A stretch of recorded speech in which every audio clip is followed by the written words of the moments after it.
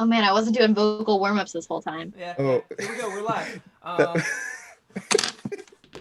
Yeah, welcome to the stream. This is the second episode of our Five Bards campaign. If you want to check the other for the first episode, the video is up on YouTube. Just search Tale of the Five Bards, episode 1. Um, let's see. It's a pretty Barat sash. I am Christopher Dean. I am your DM, and today we're going to introduce our characters with a fun question.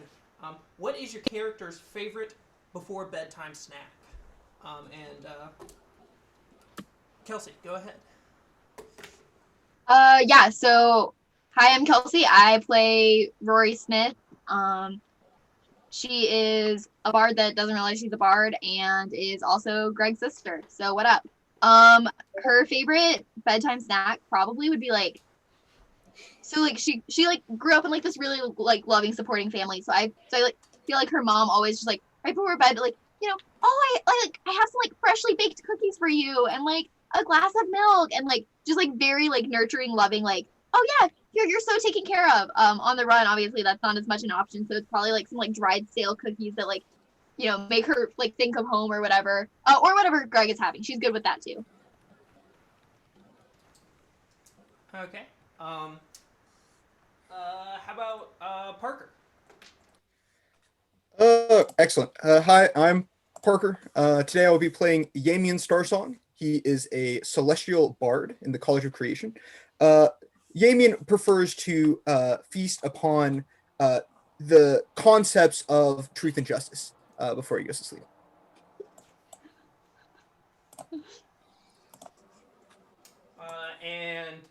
Hannah. I am Hannah. I play Polly Darton, a druidic flavored bard.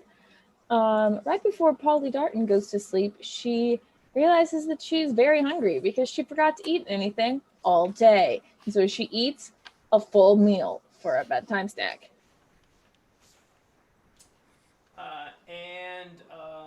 Ellis. Hey, I'm Ellis. How's it going, Adam? I play Go-Go, and Go-Go is going to cap off the night with a shake, you know? Probably with some milk and berries, maybe some peanut butter. Okay. And Danielle. I'm Danielle. I play Greg Smith. And Greg's favorite before bedtime snack is probably just a cool glass of water because he's got to make sure the pipes are clean so he can have that beautiful voice. Yeah, and as I said, I'm your DM, Christine, and my favorite bedtime snack is probably just a nice cool can of Dr. Pepper. You know, it's probably not the best thing right before bed because then you drink a lot of caffeine before bed, and that probably doesn't help my sleep. But it's what I like to drink. Chris, I drink warm Dr. Pepper. Dean has entered the chat. Yeah, and also Dr. Pepper, if you want to sponsor our streams, totally cool with that. Oh,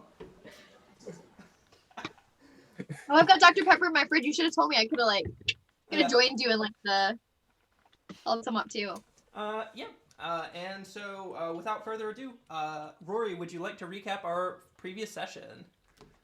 Rory would love to. Kelsey is not about that, so it's great. Yeah.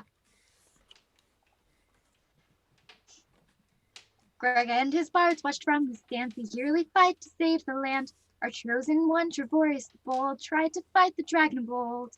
However, the dragon Badsamian instantly struck down our champion. If only we had sent Greg and Cearithia's freedom, we'd win. Upon the death of our bold hero, when the score was 3-0, the bards rushed in to save our champ. Treborius joined our lovely camp. They ventured to the land of the light to find an army prepared to fight. The bards now want to use a troop and fight Badsamian as a group. A Damien the cleric sent them on a quest to remove some giants from their newfound home nest. They settled in the sphere of the sun, where a pair of brothers argued one-on-one. To restore peace to the Golden Sphere, Greg tried out a new career as a skilled real estate agent. He found a home that still was vacant, convincing them to compromise and share. He showed the giants their mountain lair. With Gogo's coaching assistance, from the sphere they keep their distance. As they arm wrestled for their split, Greg helped them be content with it. Their new home is dark and old, but it'll keep them from the sphere of gold. Though Greg is amazing in a fight, he always knows when peace is right. And now this real estate victory is part of his army's origin story. Okay.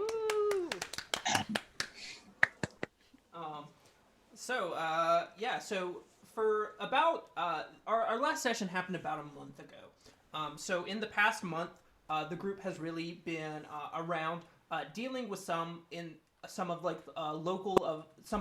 Badsamian's local troops that come in, demand taxes from villages and in the area. So they've really been in this area, the Land of the Light, for about a month. But they've been staying at the Temple of the Light, or the Church of the Light, down with Adamian and Trevorius, but one day they receive a letter. This letter is from Benetarius, the High Wizard of the Tower, and it says, "Please come, send the heroes. Our village is being attacked."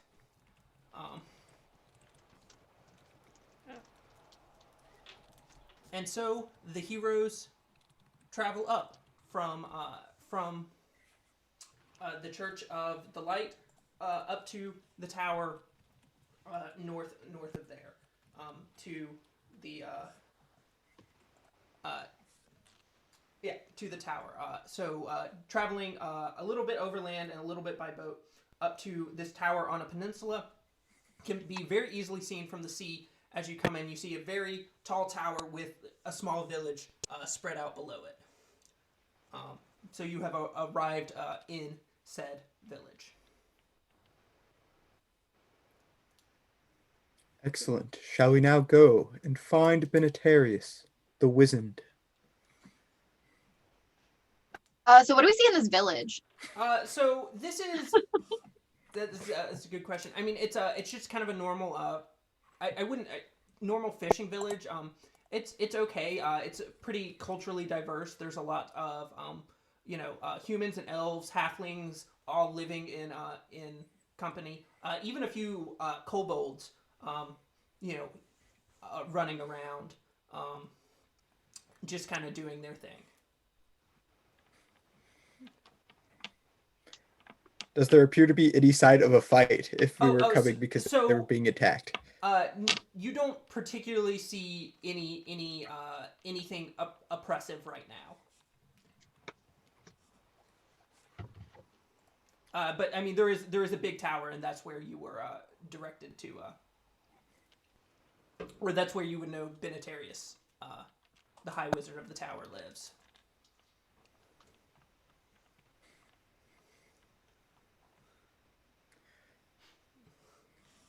Yeah, let's go to the tower. Cool. So y'all head up to the tower.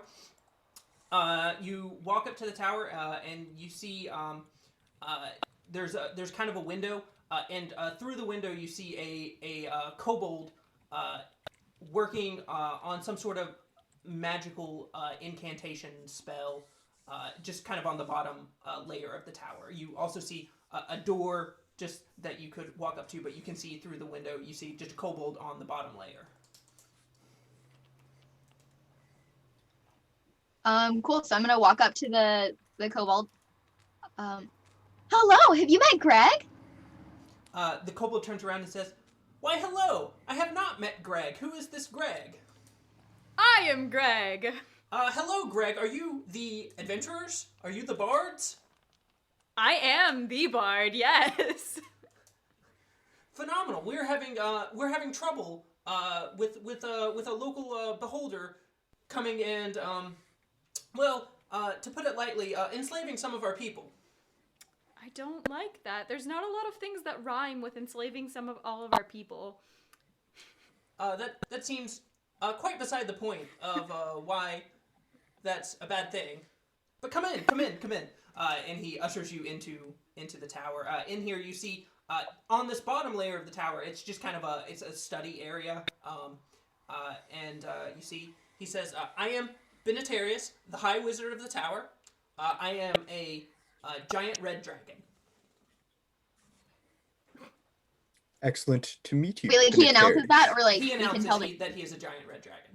Does he look like a giant red dragon? He looks exactly like a kobold. Okay, just checking. Is he at least a red kobold? No, he's more orange.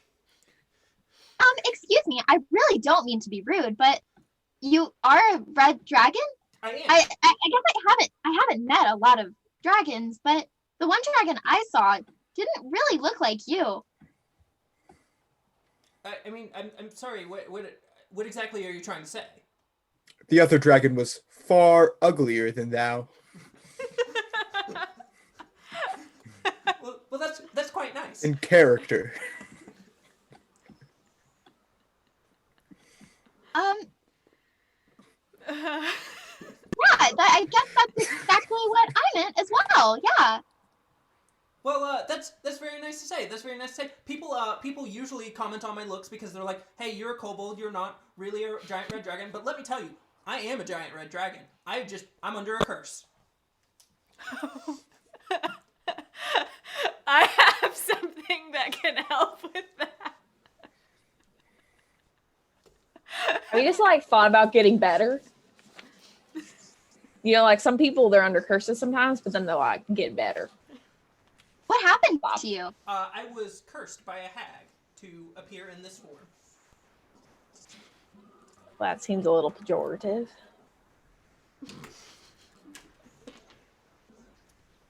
Greg doesn't know what pejorative means. Does he ask, or does he just look confused? He's like, Greg pretends very to know. pejorative. You said you had something that could help the curse?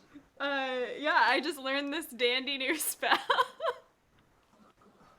What is it?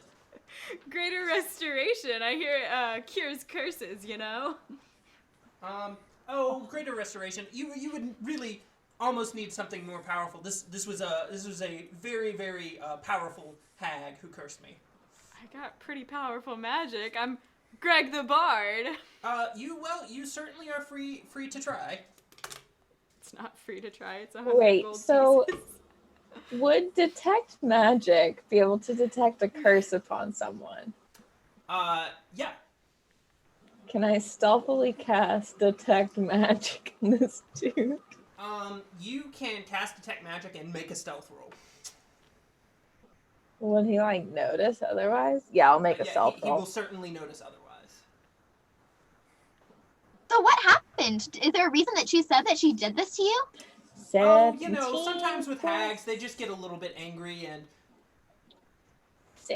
23. Certainly he doesn't notice you casting detect magic. Here's the thing, right? All around this castle or this tower, and even up above you, you can feel lots of magic, but you don't really feel anything that's like a curse on Benitarius. So if there's one thing, I have heard that with red dragons specifically, sometimes you can turn into a dragon whenever you want. Are you just not wanting it enough? Trust me, I would very much like to be a red dragon, but this curse, it's preventing me. It's my entire work here is trying to get rid of this curse. Alright. Well, Greg's gonna get ready to cast Greater Restoration unless someone stops. Greg, maybe he's right. Maybe you really can't do anything about it. You should just save Greater Restoration for later for a problem you can fix. Well, maybe this one's a little out of your league, just a little bit. I know you're a very well-read woman, so I'm gonna take your word for it, since you gave me all those books to learn how to read. Greg, I absolutely believe in your ability to help heal this guy and remove the curse, but maybe he's right, and maybe this isn't the way to do it. I gotcha. You gotta have to go through a series of trials, yes, to reclaim your honor. I understand. No, I just believe I need to find the right, discover the new magic to Oh, okay. to restore this. Should write a song called New Curse. Magic. That'd be pretty sick. Well, our reddened friend, you must let us know if you come across this magic, as I imagine a spell that could break a curse this powerful would be a great boon to all. Well, if y'all want to, I can show y'all to where this beholder is living, and y'all can go and help get rid of it. Hey, it'd be great. Beholder. Excuse me, what exactly is a beholder?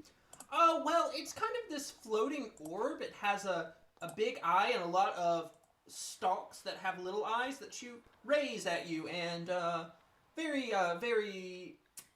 beastly things.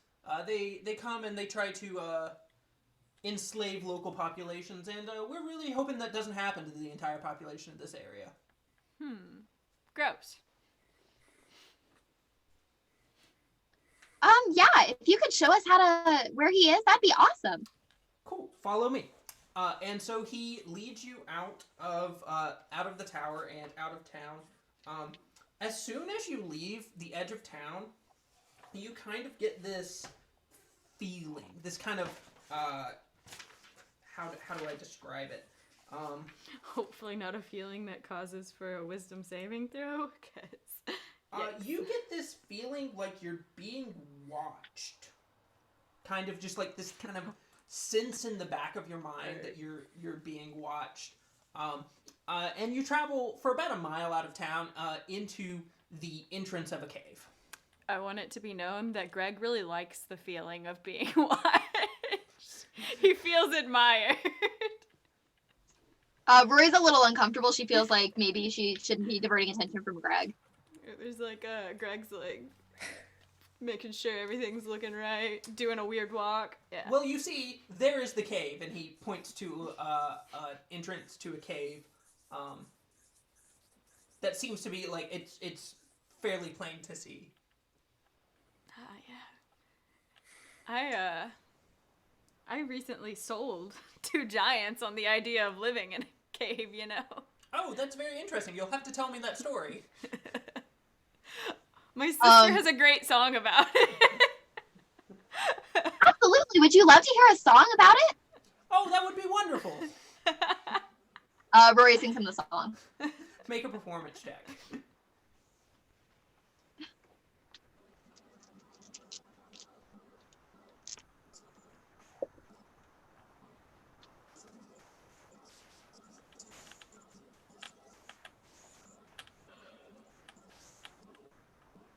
Yeah, that's a 16, I think.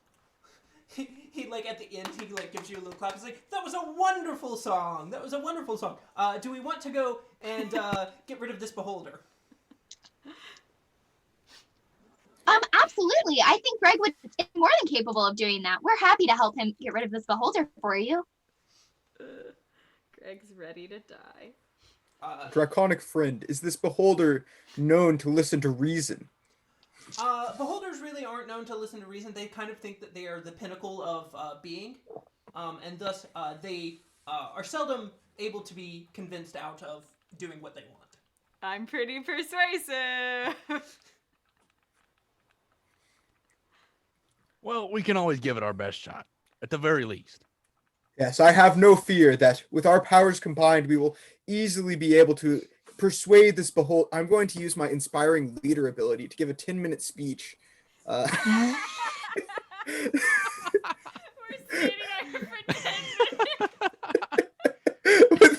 with this kobold. It allows me to give up to 6 friendly characters within 30 feet of me 14 temporary hit points. 14? So, Dang. Okay. 14, yeah. Wait, so we sat through Rory's whole song. Yes, I let Rory sing a Calculated it wrong, but I song. got higher than a 16. So And I waxed lyrical on how our previous experiences and on the great characteristics of each of the people, including this red dragon who we're traveling with, who I never bothered to learn what their name is. I'm gonna call him assuming that Ben. they're. I think it started with the word Ben. so- My name is Benitarius, the High Wizard of the Tower. Ah, yeah, Benny. But yes, I'm going to Benitarius, if you don't mind. go ahead and give it. What's up, Terry? Benitarius the Wizard is what I refer to him in my speech, and I will talk for 10 minutes on the greatness that we're about to Okay. perform. Standing around for 10 minutes and listening to this inspiring speech from Amian, you all feel really ready to take on whatever challenges may await you.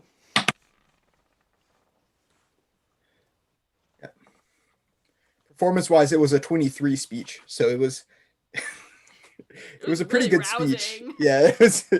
Yeah, I realized I didn't correctly I don't think at all add my proficiency bonus. So that's actually yeah. It was the number +3, whatever the number was. Wait, is it? I thought it was +4 now. Oh, it was Yeah, +4. +4. Yes, it was the number +4. Also, I'm It was double proficient in performance. Yeah. So it's actually +8. 24. 24. +24. Yeah.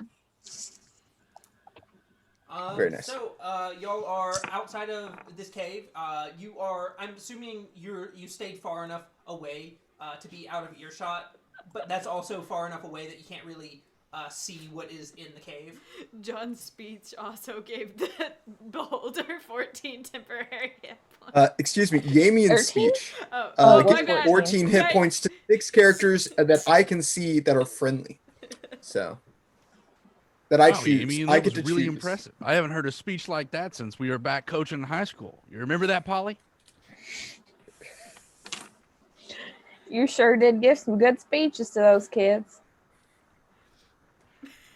There's some good times. You know, the curse and everything, I kind of understand where you're coming from. I mean, I lost 6 inches previously, and I would call that a curse, honestly, if we're being truthful.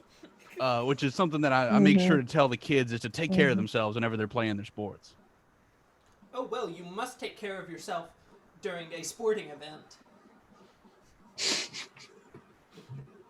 Yeah. Cool. Well, Yeah, so y'all are still, or Gore, or Ogor, would you like to lead us into the cave? Would you like to lead us into the cave of the I'll beholder? take the lead. Okay, how are you approaching the cave? Sneakily? Sneakily? Cool. Make a stealth check. All of us? Yeah. Oh, baby. Not sneakily. 18 plus 2, so a 20. Ooh, for that'll Go-Go. be a Yamian with a 6. A 6 stealthy. Don't worry, I'm here to see the beholder. It 14? is here to see me. 13? I am going to walk behind Ogor and have my crossbow ready. Okay.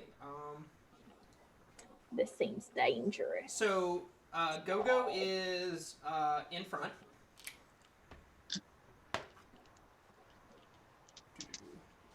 And Then Polly?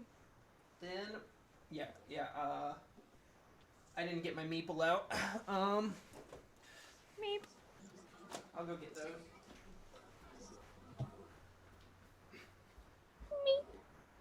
You know what's a good show? Phineas and Ferb. Yeah. The map is frozen too, I believe. It is not on my screen. It's fine. Yeah, no, it's you. On the stream. So Oh. Yeah, it's a blank grid, is what I'm seeing. What? On On the the stream, stream. I'm aware. I need Okay. to update it. I Cool. Need to tell it to update. We also get to see the initiative order that so that's pretty exciting too. That's So we true, get to but see. That's not the current initiative order.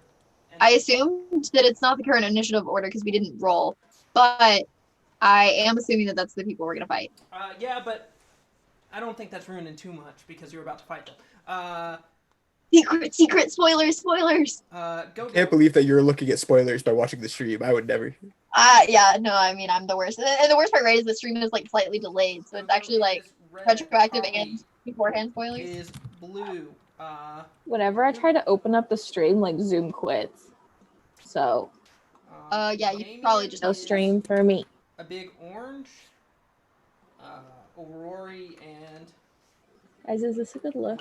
Greg, where are you coming in here? Who's coming Is this in a good look? next? Or that. The one who's coming in the most obvious way is Yamian, as he rolled a 6th in stealth. Yeah. Basically, with a 6th in stealth, the group is clocked as you come in, and you look in and you see a tentacled, a small creature, kind of floating with an eye. I mean, it's not small; it's like medium-sized, and it's got 4 tentacles coming out of the top of its head, or the side of its body, and each has an eye on the end of its tentacle. So that you also see a flaming skull up in the corner. That's pretty sick. Yeah. So this Not over gonna here lie. is kind of a ridge. It's a raised area from the rest of the thing. Oh, I should also say there is a big column right here. Well, he's a funny looking fella. He's pretty ugly. Can everyone roll initiative, please? Alright. Let's try this die this time. And That was not better. go. 11. Ooh.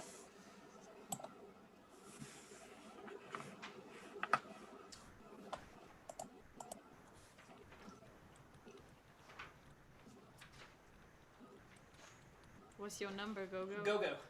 14, sorry. 14.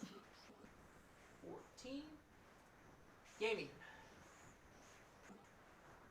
11. Rory. 22.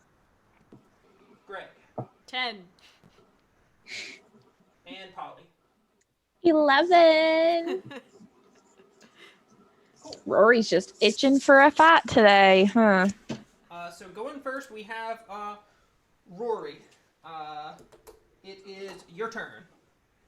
Okay, so sorry, just so I can get all the things on the map. Like, so the big black circle is the column, Yes. and then the black guy right under it is what again? This is like a green creature with a giant eye, and then like 4 stalks coming out of it, each of which has an eye on it.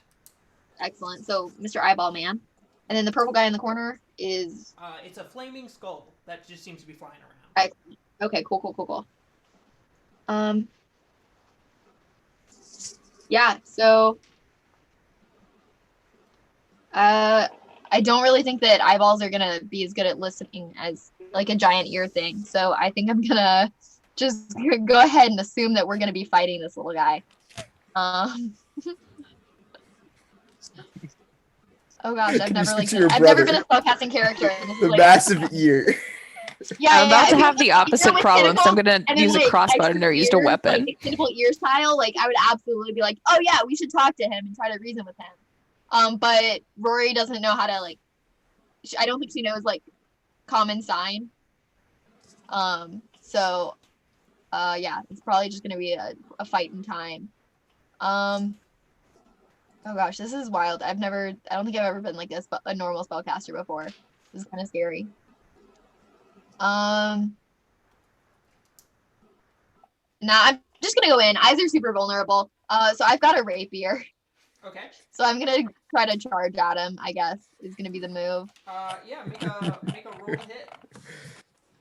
Wait, no, this makes sense, because Rory doesn't really know her spells, right? Oh, that's true. I don't, yeah, that actually is super accurate. I don't even know that I'm magic. I would just go in. I'd be scared for a second, and then I would, yeah.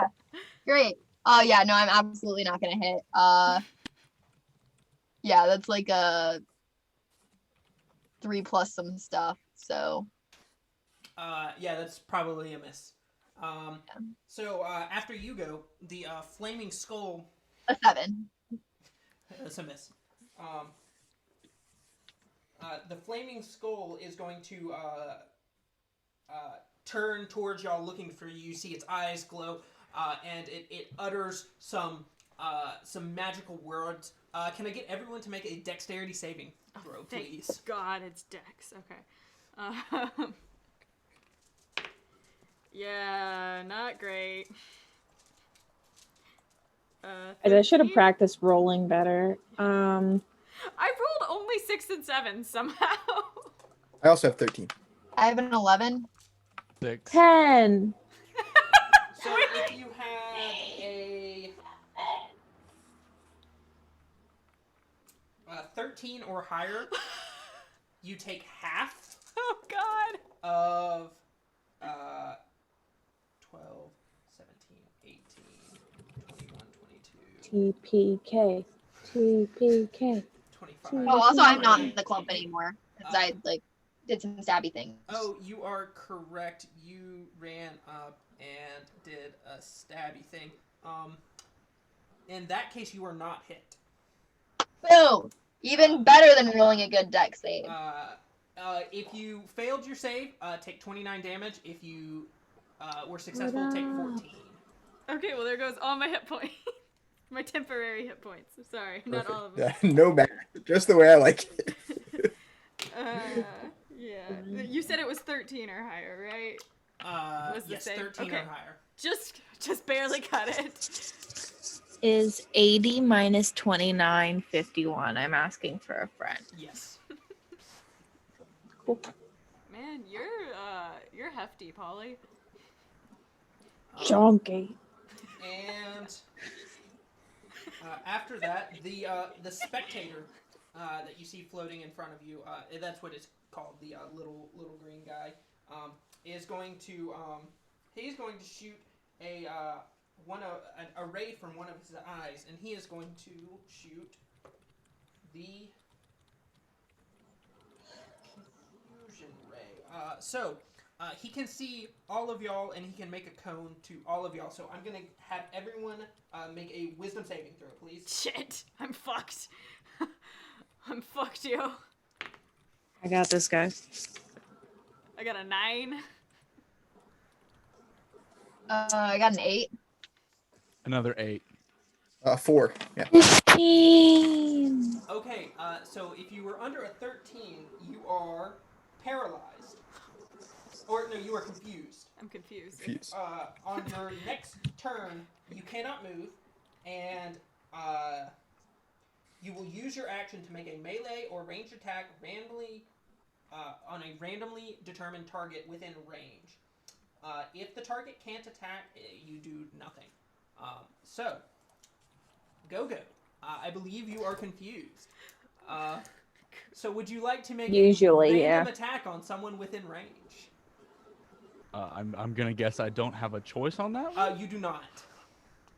Well, I guess that I'm making a random attack on somebody within range.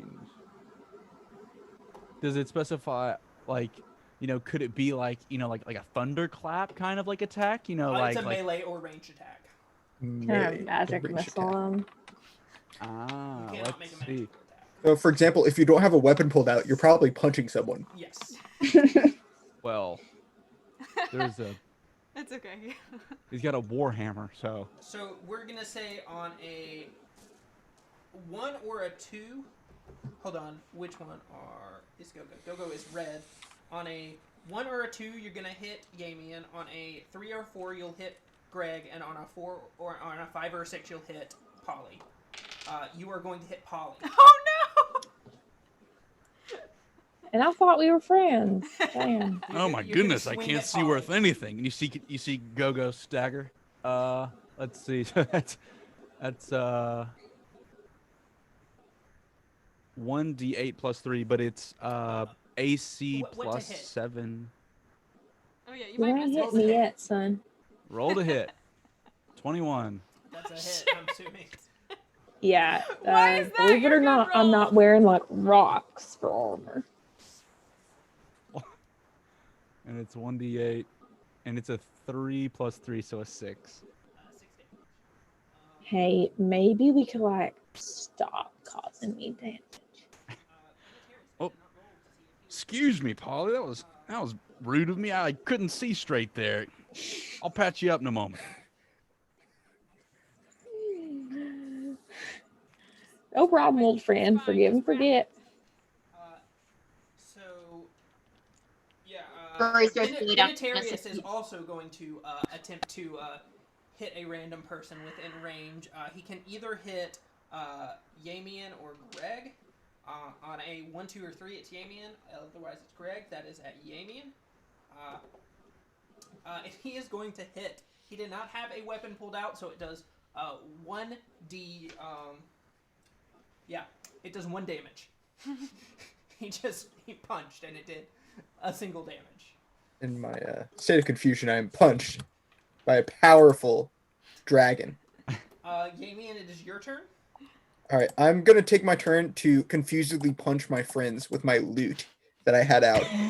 Okay. If you'll tell me who I'm hitting, that would be 1, 2, 3, great. 4. You are hitting Greg. Rip. All right, Greg. Does a 5 hit you? It does it! Ayy! I swing out with my loot, and very fortunately, or actually, it's my lyre. I'll have you know my lyre does 1d2 minus 1 damage. And Polly, you were not confused by the array, so You're Nope, like, I'm what the fuck? wise. She's not Come on, confused, guys, but she's get- vengeful. So she's gonna turn back around and strike Go-Go. No. Does the confusion expire after this? yes. Okay. Yes. Whew. I'm red, right? You are blue. I'm blue. Go-Go's red. I want to move to be in the space that's in between the column and Go-Go. Yes. That feels a little safe in case someone gets confused again. I think I'm out of hitting range. You can still make a ranged attack, can't they? I also realized that I played the eye rays wrong, so they will be different next turn. So. Go-Go doesn't have any ranged attacks. He's got a big old hammer or something. I can still hit people with my crossbow if anyone gets me confused. Yeah, I want to shoot the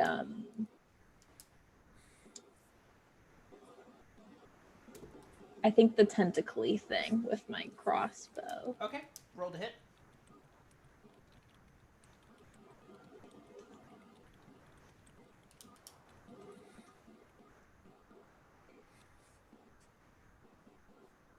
I think that's an 18. That is a hit. Okay. 1d6 plus 2 is 1d6 plus 2. And that's a total of 3 because I rolled a 1. Okay, and Greg, it is your turn. Yeah, I'm confused. Yeah, you can hit any of those 3 people.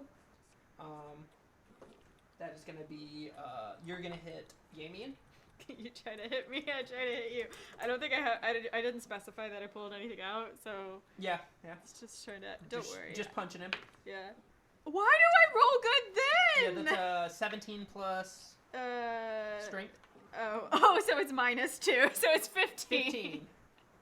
15 hits, yes. Dang it! 1 damage from, It should be -2, so he actually gets a +1. it's a minimum of 1 damage. Dang it.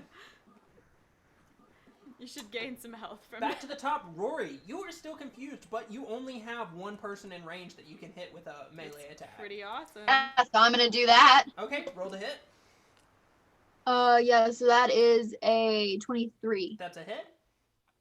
Excellent. And then yeah, fighting with a new thing, so I gotta actually look it up, like the trash Rapier person is that. 1d8 plus Yeah, your yeah. dexterity modifier. Oh, I already looked it up. I already had it. Okay.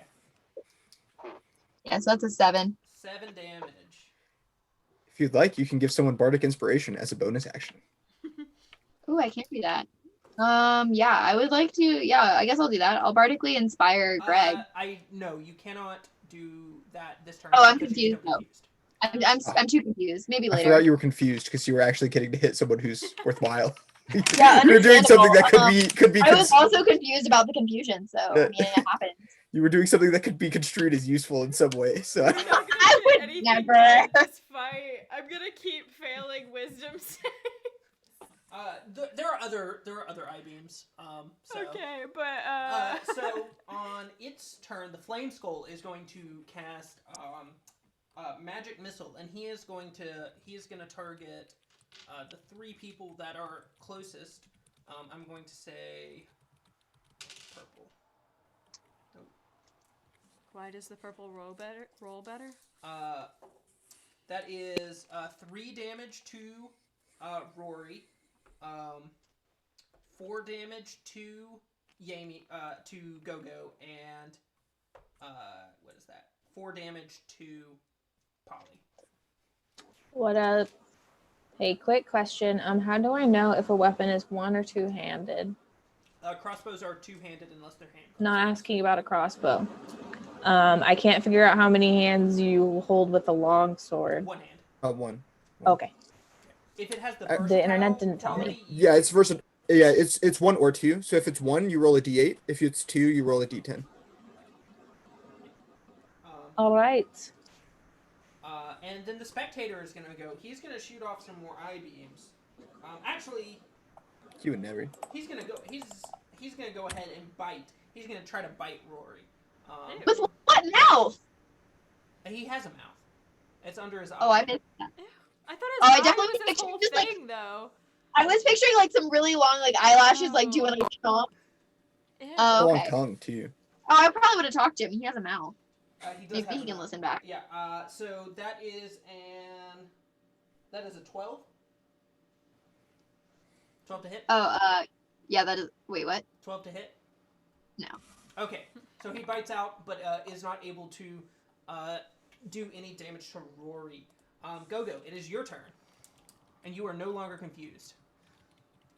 I've got it all under control. Excuse me, lost my balance there. It happens.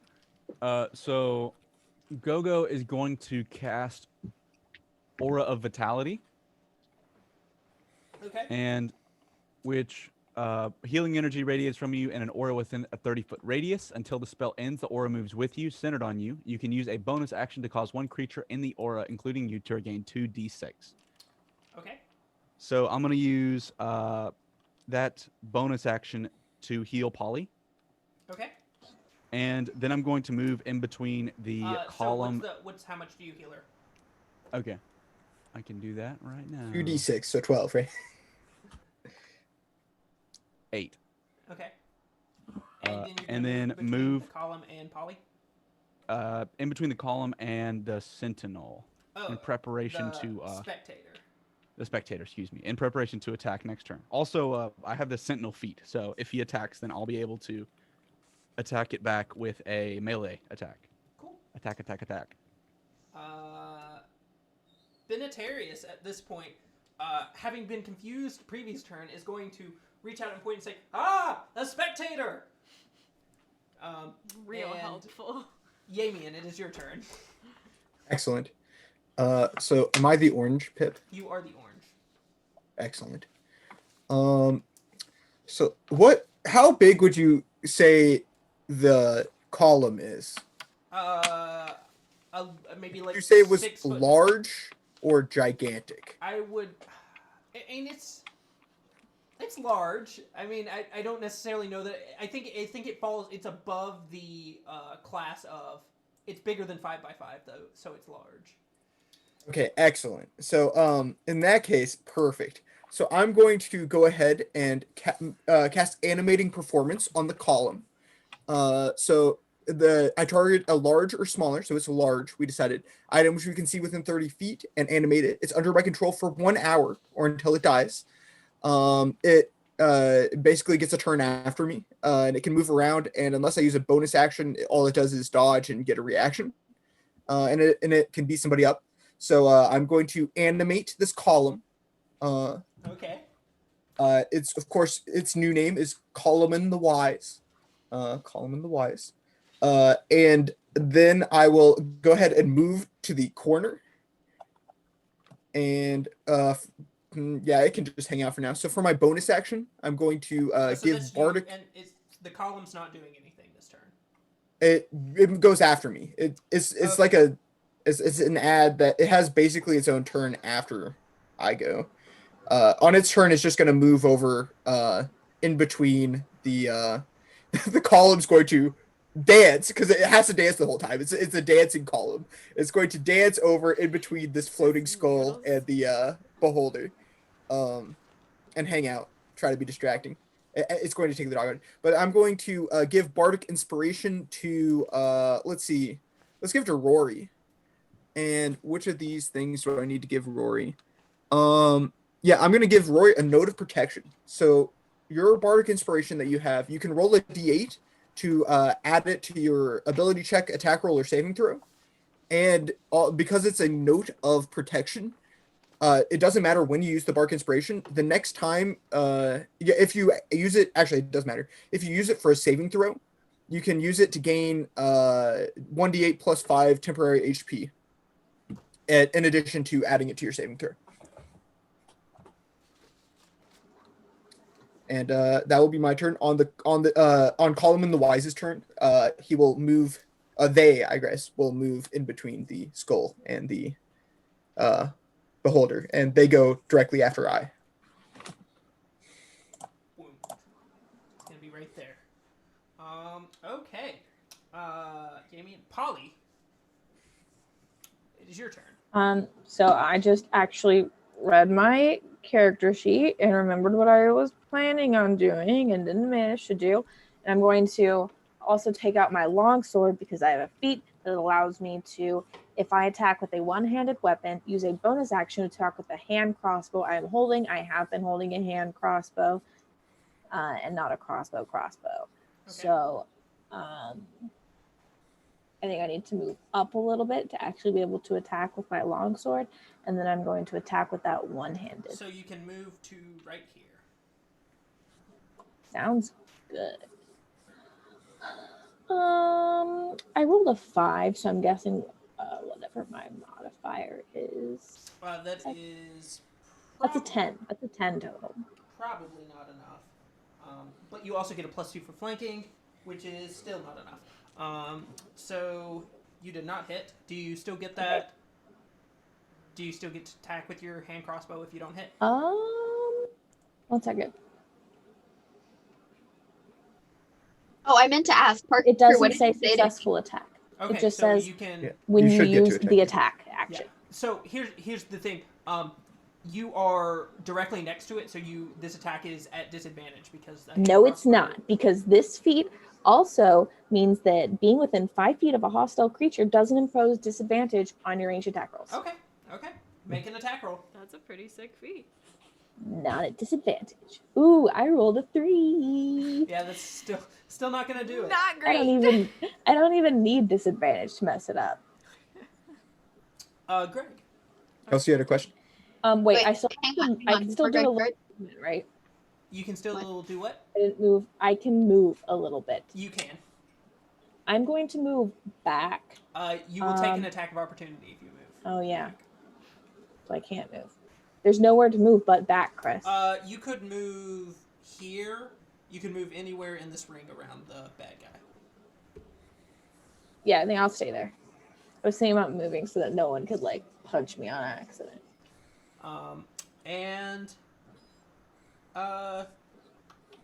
Greg. Kelsey had a question. Yeah, I had a question. It was to Yamian. What did he say to me when he bardically inspired me with this note of protection? Beware the eye that will cause you to punch Go-Go. Greg. Fiend. Cool. Fiend. Cool. Let's see. What is there to do? I should have thought about this before. First off, I'm gonna shout and try to persuade these bad guys that, hey, y'all should just stop fighting us and just leave. Stop trying to enslave people. What language are you going to do this in? I think I might only know common. Okay. Roll. Oh, wait. I think I have a feat, though. Universal speech. Okay.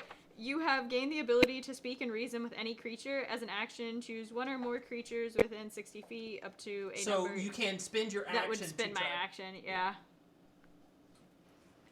It's not worth it. I don't expect this to work at all. Yeah, roll a persuasion roll. Let's see. I will note, Column the Wise can understand you. They understand languages that Yamian speaks, so. That's pretty sick. Where, I think... Okay, I cannot roll below a 10 on persuasion and deception checks, so... It's a 1, but I can't roll below a 10, so...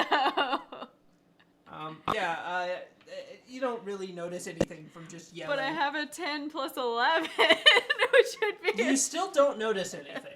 Yeah, I figure. Alright, well, y'all are rude, so I'm gonna hit ya. And I'm going to hit them... I think I'm gonna pull out my crossbow and give them a little smack. Okay, roll to hit.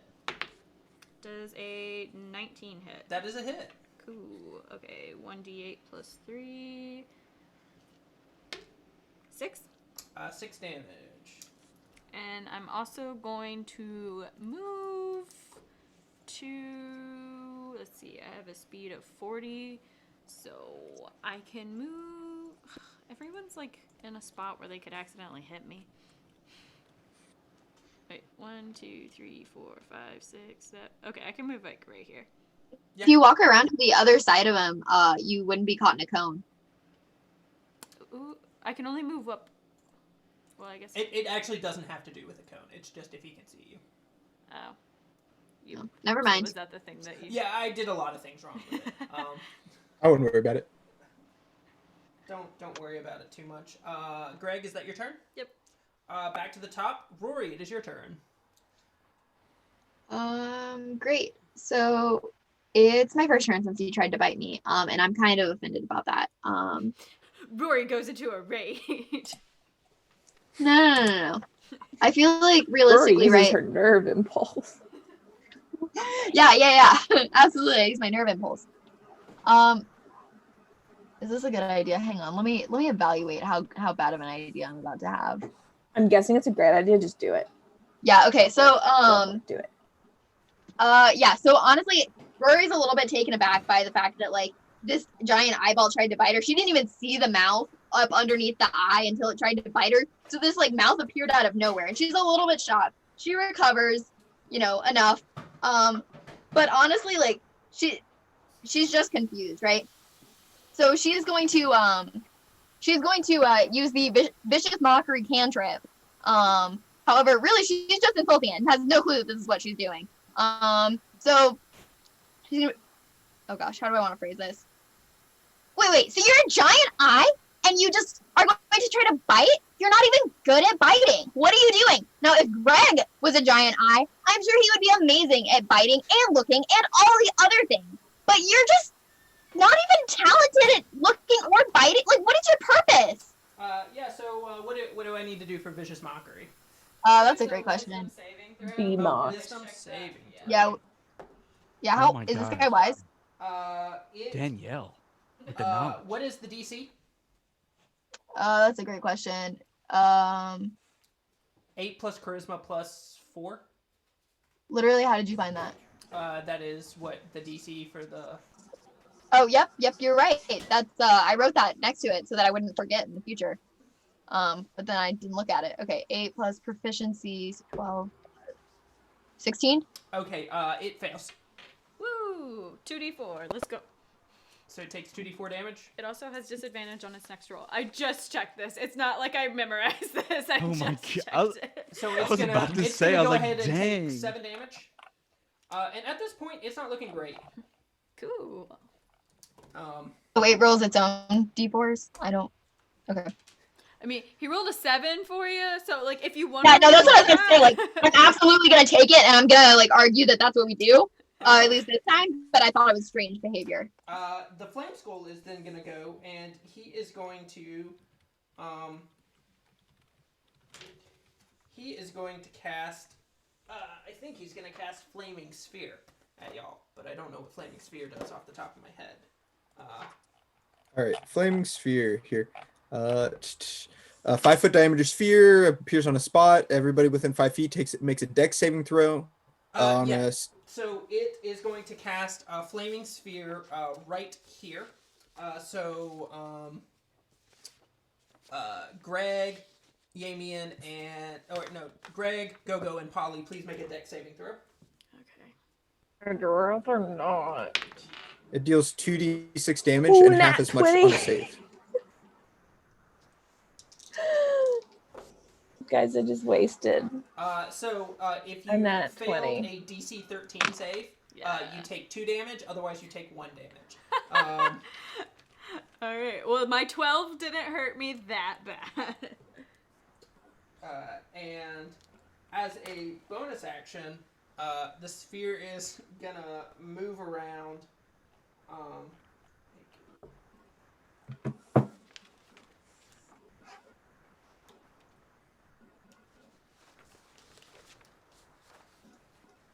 It's gonna move towards Yamian. So Yamian, please make a dexterity saving throw. All right, I passed, so I take 1 damage. 1 damage. Excellent.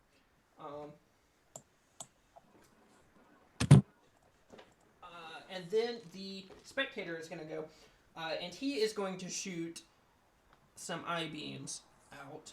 He is going to shoot a wounding ray at Rory, who has done the most damage thus far. So please make a Constitution saving throw.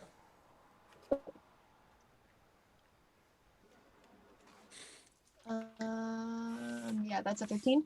That's a. You said a 15. Yeah, That's 15. a save. So you will take. You can use your Bardic Inspiration as well to get some hit points if you'd like. 17 over 2, 8 damage. Wait, I'm sorry. Wait, what just happened? You Sorry, there were 2 saved. people talking and I was reading. Yeah, you saved, so you will take 8 damage. Okay. 8 necrotic damage. And it is going to shoot a paralyzing ray at Yamian. So Yamian, please make a DC 13 Constitution saving throw. Failed. I failed.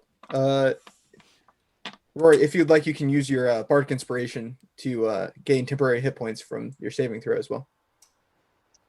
So you are So then you wouldn't have it for later. paralyzed for 1 minute. You can repeat the saving throw at the end of every single one of your turns. Go, it is your turn. So I have Sentinel. Would that mean that I counterattack for each of those attacks? That you only have 1 reaction, so you can counterattack once. Okay, so we'll counterattack once with the Warhammer, and that would be a 12 to hit. Yes, that's hit. a miss. Okay. Okay. And go. It is your turn. Okay. So Go is going to cast Fairy Fire. Going to cast Fairy Fire on the creature. Each object in a 20-foot cube within range is outlined in blue and green or violet light. Any creature in the area when the spell is cast is also outlined in light. If it fails a dexterity saving throw for the duration, objects and affected creatures shed a dim light in a 10-foot radius. Any attack roll against an affected creature or object has advantage if the attacker can see it. So I'm going to try and dexterity saving throw. Where did you put? So it's a 20-foot cube, and you're targeting the eye. Yeah. All right, so that means it hits Coleman too, unless you want it to hit like the whole party. Yeah, it hits Coleman. Come on, Coleman. Boogie harder, Coleman baby. failed. Oh no. Okay. Actually, give me what is your spell save DC? Spell save DC. I would assume that's So is that like 10 plus the spell attack bonus? It's It's 12 plus. plus the spell attack bonus. No, No. It's 8 plus a spell attack bonus. Okay, so 13. 13. Yeah, it saves. Okay, and for the bonus action, Gogo is going to use the Aura of Healing to again heal whoever is lowest or looks the lowest. Is it Polly at this point or Rory that's looking the lowest? I'm still working on my original temporary hit points. I have 49 of 66. So I think it's Polly. Ollie, yeah, probably. Yeah. That is... How many did you get last time? Because it's the same as that. She got It's 8, excuse me. I did get 8, yes. 8 more. Damien's been hit 4 times for a total of 3 damage. 7, 56. Man, you're really just taking those hits. And 14 temporary damage for that. No one can say that's not important. Benatarius is at this point going Oh, to. he's still here? What? Oh, he's still here? I don't feel like he's helping. He's gonna come in. He's gonna run in and say, "Do a great job, everyone." And Does he give us bardic inspiration? he's a wizard. So why is he doing Does this? Does he give us wizardic inspiration? No. Yeah, it is your turn. Is it the first 6 seconds of his 10-minute speech? I Parker, I at will some point want you to give a speech like that. attempt to become unparalyzed, Okay, yeah. Roll a. as that's the only thing I can do. Constitution saving throw. I can neither move nor speak. Is a there a 9 enough? No, a 9 does not save. All right. In that case, our good friend Colin the Wise will do nothing because despite his immense wisdom, without orders he can't do anything, and I can't speak because I'm paralyzed. So. Polly. I'm gonna try my attack again. So for the longsword, there's a 15 That's a plus something. Okay, so that's 1d8. So only with one hand. That's a 1. Love it. 1 and plus then, your strength or dex. oh yeah. That's written down. Definitely. No, it's not. No, it's just 1d8 plus 1, I think. Okay, so 2 damage. Maybe. Okay, and then make your hand crossbow attack. Roll 18 plus That's a hit. something. Okay, and then that one is 1d6 plus 2. 1d6 is, oh my god. Hey, who wants to guess what I just rolled? Another 1. Yeah. So you did a total That's of 5 plus. damage. Sure. Yeah. At this point, the spectator is looking real hurt. And Greg, it is your turn. Oh man, fingers crossed Greg gets it. Let's see. I'm going to cast. What is? Yeah, I'm gonna do that. I'm gonna cast Dissonant Whispers. Okay, what are you casting it at? This guy. Okay. And he makes a Wisdom saving throw. What is your DC? 15. He passes. He passes? Lame. Alright, I don't think it does anything then. The creature doesn't move. On a successful save, the target takes half as much damage. Oh, so it does. Shit, this is good. Okay. It's 3d6. That's 4. Plus 3 is 7. So it takes 3 damage. 3 damage. Love it. And... okay, and then it doesn't have to move away. Cool. And then I'm going to give Bardic Inspiration to Gogo. And be like, hey, you remind me of me. Rory, it's your turn. Yeah. So there's nothing we can do to help Yami with his paralysis, right? As far as I can tell. Okay, No. cool. Great. So I guess I will ignore the fact that he's paralyzed. And that's If you give me great. Bardic Inspiration, I could use it on my saving throw, That's actually, true, which is that's pretty true. funny. But Okay, yeah, I guess only I'll- be bardically inspired by one person, right? You can only have Yes. one bardic inspiration, so Mhm. only one person needs to do that. Yeah. I wish I would have known that. Nah, I don't know. It fits. Greg feels insecure with Yamian, so. Okay, yeah. So I'm going to, I guess I'll, as my bonus action, bardically inspire, Yamian. Okay. And then I will swing at this eyeball thing with my rapier. Okay, roll the hit. Yeah, I didn't hit. Okay. After this, the flame skull is going to move out to where it can see you guys. Boo. Still flying up high in the sky. He is going to bonus action take his fiery orb and run it into. Let's see, who is he going to run it into? If it starts on me, then I need to roll first. I Except I don't get to roll; it just hits me because I can't make dex saves.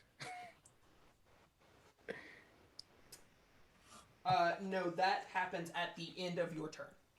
So Excellent. you should have done that when your turn ended. Okay, I will not make a dex save. I take 1d12 damage. Cool. It is going to ram the thing into. I can see 1, 2, 3, 4 targets that seem reasonable. He is going to ram it into Polly. And so, Polly, go ahead. That really reasonable. Dexterity saving throw. Roll. Oof. I rolled a 3. Okay, so that is 4 I have a damage. +6. But I have a +6. That is 4 6 damage. is a lot. Also, the flame skull is going to again cast a magic missile, and he is going to target the 3 people he can see most easily, which is Yamian, Greg, and Gogo. Yamian. It can easily see Column in the Wise. I just want to put that out there. True. That's true. That's true. Actually, that's a good point that he can more easily see Column in the Wise than he can see Yamian. So Column in the Wise is going to take 3 damage. Is Coleman still dancing this entire time? Yes. Yes, it's dancing for at least an hour until it dies. I didn't know if it He's was like just he danced vibing, and he Kelsey. or if like when you were like paralyzed, if that stopped or Greg, something. you can take 4, and Gogo, you will take 1 damage. Oh, 2 damage. Sorry. And then the spectator is going to. He is going to cast a paralyzing ray at Gogo. Make a. Not Gogo. Yeah, at Gogo. So make a Constitution saving throw. And he is going to cast a fear ray at Rory. So make a Wisdom saving throw. 15. That saves. That one. That fails. So you are now afraid of the spectator. So you must use. Yeah, I think you have to use your turn. Being frightened or. Yeah. This is a frightened condition. Yeah. Okay. And Gogo's gonna attack the spectator for attacking the homie. 17. That's a hit. And 5 damage. So you swing your hammer down and you crush the spectator into the ground, and its guts spew everywhere. Neat. Are you doing any movement or? Oh, yeah. Oh, wow. Yeah. So Goku is going to, I guess, run at the flaming skull and then attack. You've already so attacked. You cannot reach the. You've already attacked this turn for one, but you can't actually directly reach this. This is up on a ledge. Well, that was the sentinel reaction that I use to kill Oh, the Okay. Okay. the whatever. So So if you want to reach it, you need to go up the stairs. Ooh. Oh, those okay. are stairs. Yes, stairs. Sorry. How high up is it? It's about 10 feet up. Okay, This is so a big, Oh, that's big scalable. cavern. Mad Fox, Could let's go. You removed the column holding up the big cavern. so Go-Go is going to run towards the stairs and use Goring Rush to move another 20 feet. Does that bring him within range? 3, 4, 5, 6. Yep. Actually, what's Go-Go's speed? 30, I want to say. Okay, Let's yeah. see. So 6 is to here. Yes. And then you're another 5 feet out of range. Okay. Wait. So okay. One melee attack with your horns as a bonus action. So, as a bonus action, Go-Go's going to try and gore the flaming skull with his one horn. Okay. Roll to hit. 15. That's a hit.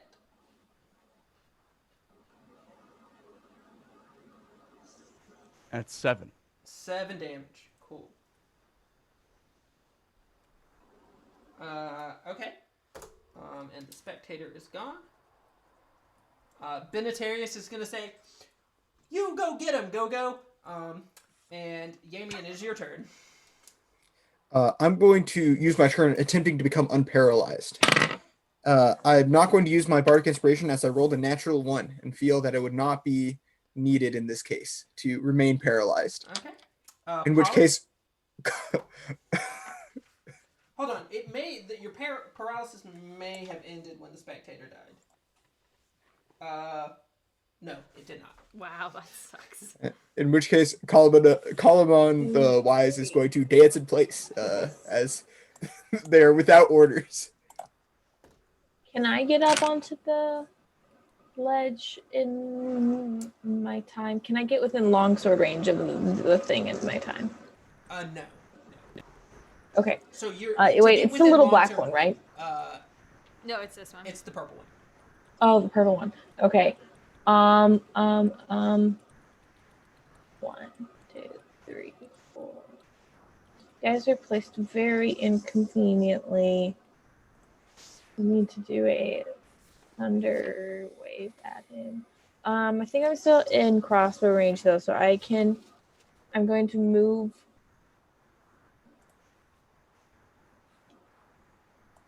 I'm gonna move.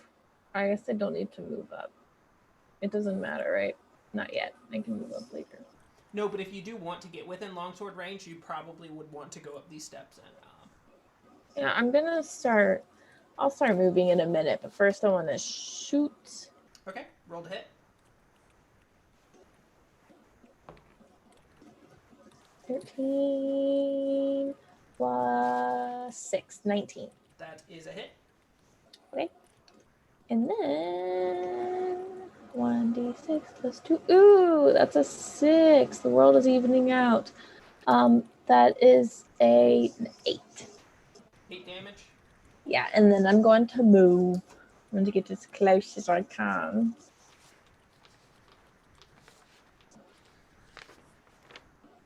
Okay, if it doesn't move, you can get there next turn.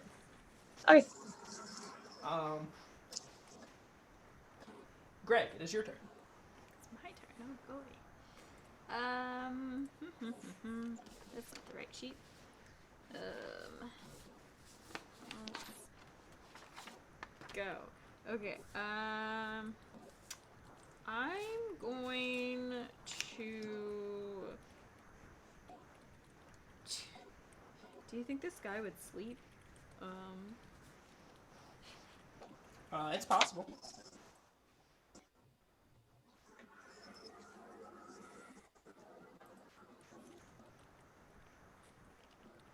Okay. Yeah, I'm gonna try and cast sleep on him. Okay. So it's Roll your hit point. 5d8. Yeah. Yeah. Okay.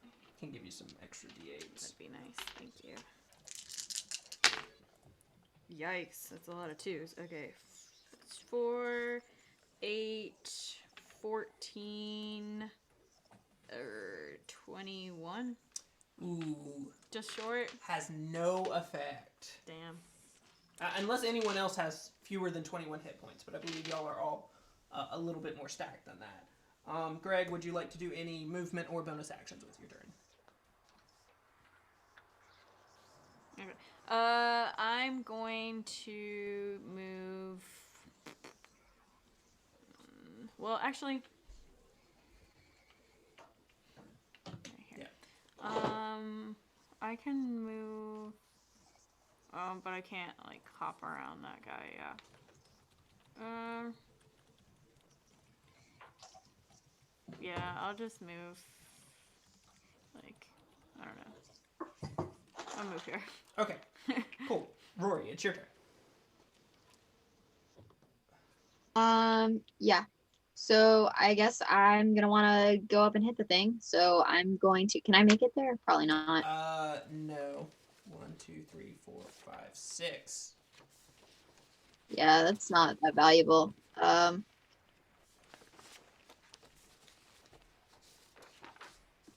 So do you want to go back or?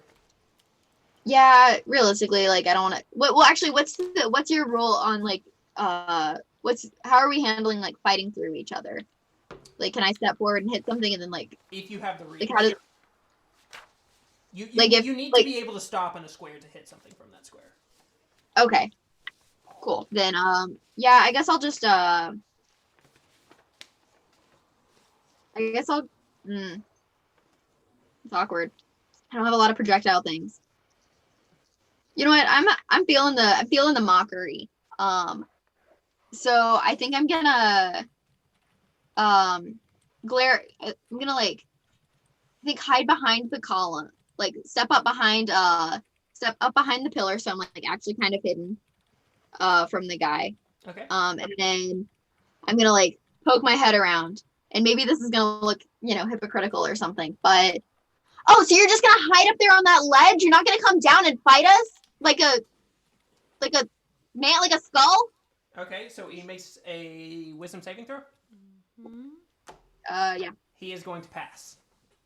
Hey. And so Cool. it does half Can I- of 2d6. No, I don't think Vicious Mockery does half damage if he passes. If the target can hear you, it must succeed on a wisdom saving throw or take 2d4 psychic damage. Yeah. Yeah. Also, Okay. did you roll disadvantage on the other time the time before? Because it takes, when it failed, because it takes 2d4 damage and it also rolls at disadvantage on its next roll. It has not rolled its next roll. It Okay. cast Magic Missile. It did something else though, because it did. It was the spectator that I viciously mocked last time. Oh, okay. I thought they both did 2 actions. Oh, I don't remember. It moved the flaming Not tripping. sphere, but It that's moved not. the flaming sphere, but that's not a. Oh, gotcha. Okay. That's not a.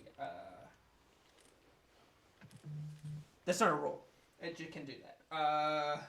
After Rory, the flaming skull is feeling a little boxed in, so it is going to move away, try to get back into this corner.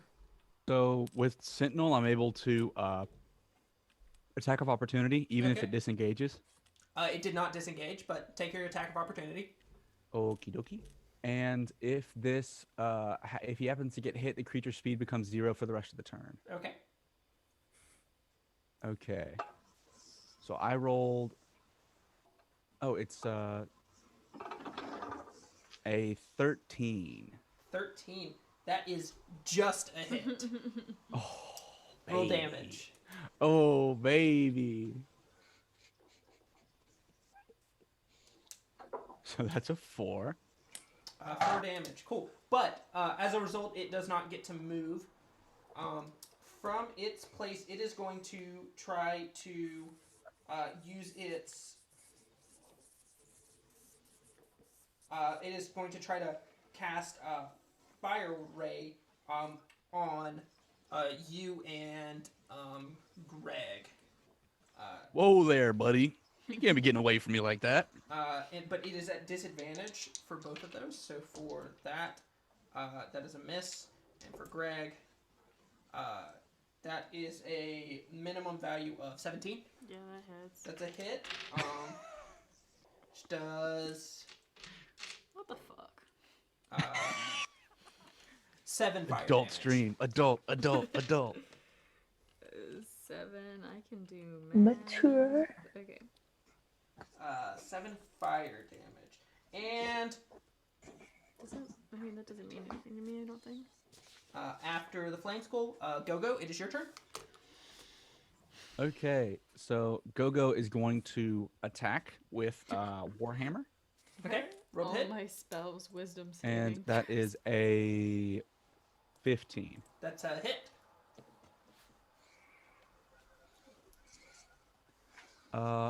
And then that is a 7. And then Gogo is going to use the extra attack ability. You can attack twice instead of once whenever you take the attack action on your turn. Okay.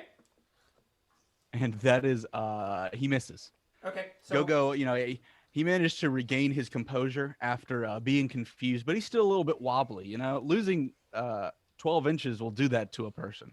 So, he swings and misses. what was your total damage on that? The first one was 7. a 7, yeah. Um, And then as a bonus action, he's going to heal Polly. I don't think Polly's within 20 feet of you. It's 30 feet? Okay, yeah, she's within 30. Okay. And that is an 8. Cool. 8 more. And Benetarius is gonna say, "That was a good hit, Go-Go." You're useless, man. And Yamian is your I turn. don't think we introduced Don't worry, ourselves guys. to him. I'm almost as useful as Benetarius in this battle. Yeah, but we like you more. I'm going to. I did give someone bardic inspiration at one point, And you're trying, right? and I structurally damaged the cavern. Solomon. Yeah, that's true. All right. How about a 21? You Is that are enough to become? free of your paralysis. But that's my turn, right? That is your turn. It's at the end of your turn. Polly, it is your turn. So Colin can move now. Colin's allowed to move now, though. He could have moved the whole time, but he's gonna move one step closer to be next to this flaming sphere. Yeah. Polly, it is your turn. I can get within range now, right? Yes. Okay. I would like to longsword it up. Okay, roll the hit. I will say at this point the flame skull is looking pretty hurt. Yeah, I rolled a 2, so I'm gonna go with no. That's enough. So I'm gonna roll for my crossbow, Okay. and that's a nat 20. So that's a crit. Roll 2d6 plus dex. 8. 8 damage. This flaming skull is looking very, very, very scared.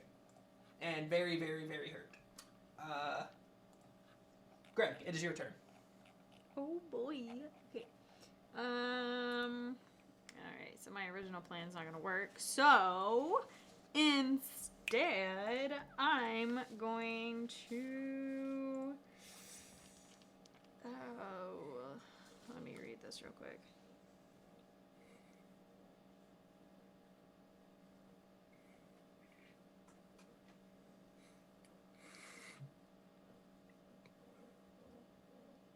Okay, never mind. I'm going to shoot at it with my crossbow. Okay, roll the hit. Yeah, I miss. Unless a 10 hits. Rory, it's your turn. Oh, wait, unless can you I wanna also... Bardically inspire someone. does anyone need Bardic Inspiration? I feel like... I'm still hoarding mine. I'm still holding mine. Okay, because I was going to use Unsettling Words on this guy, so that I'd roll a Bardic Inspiration die, which is 2... Is it a D8 or is it 2? Yes, 1d8. Okay, and then he would have to subtract that from their next saving throw. Okay. Let's see. How much? Or I guess I roll it. Oh, How does it work? it says, as a bonus action, expend a use of Bardic Inspiration. Roll the Bardic Inspiration die. A creature of your choosing must subtract that roll from their next saving Okay, go ahead, roll it. throw. Alright. 5. Okay, so he will subtract 5 from his next saving And I'm throw. gonna be like, hey, I don't like how you don't remind me of me. Rory, it's your turn. all my things.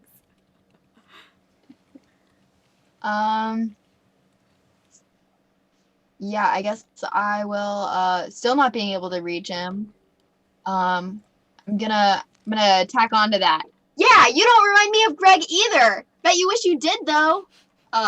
Poking around the column. And I'm gonna try to viciously mock it. Hopefully it I'm not. fails.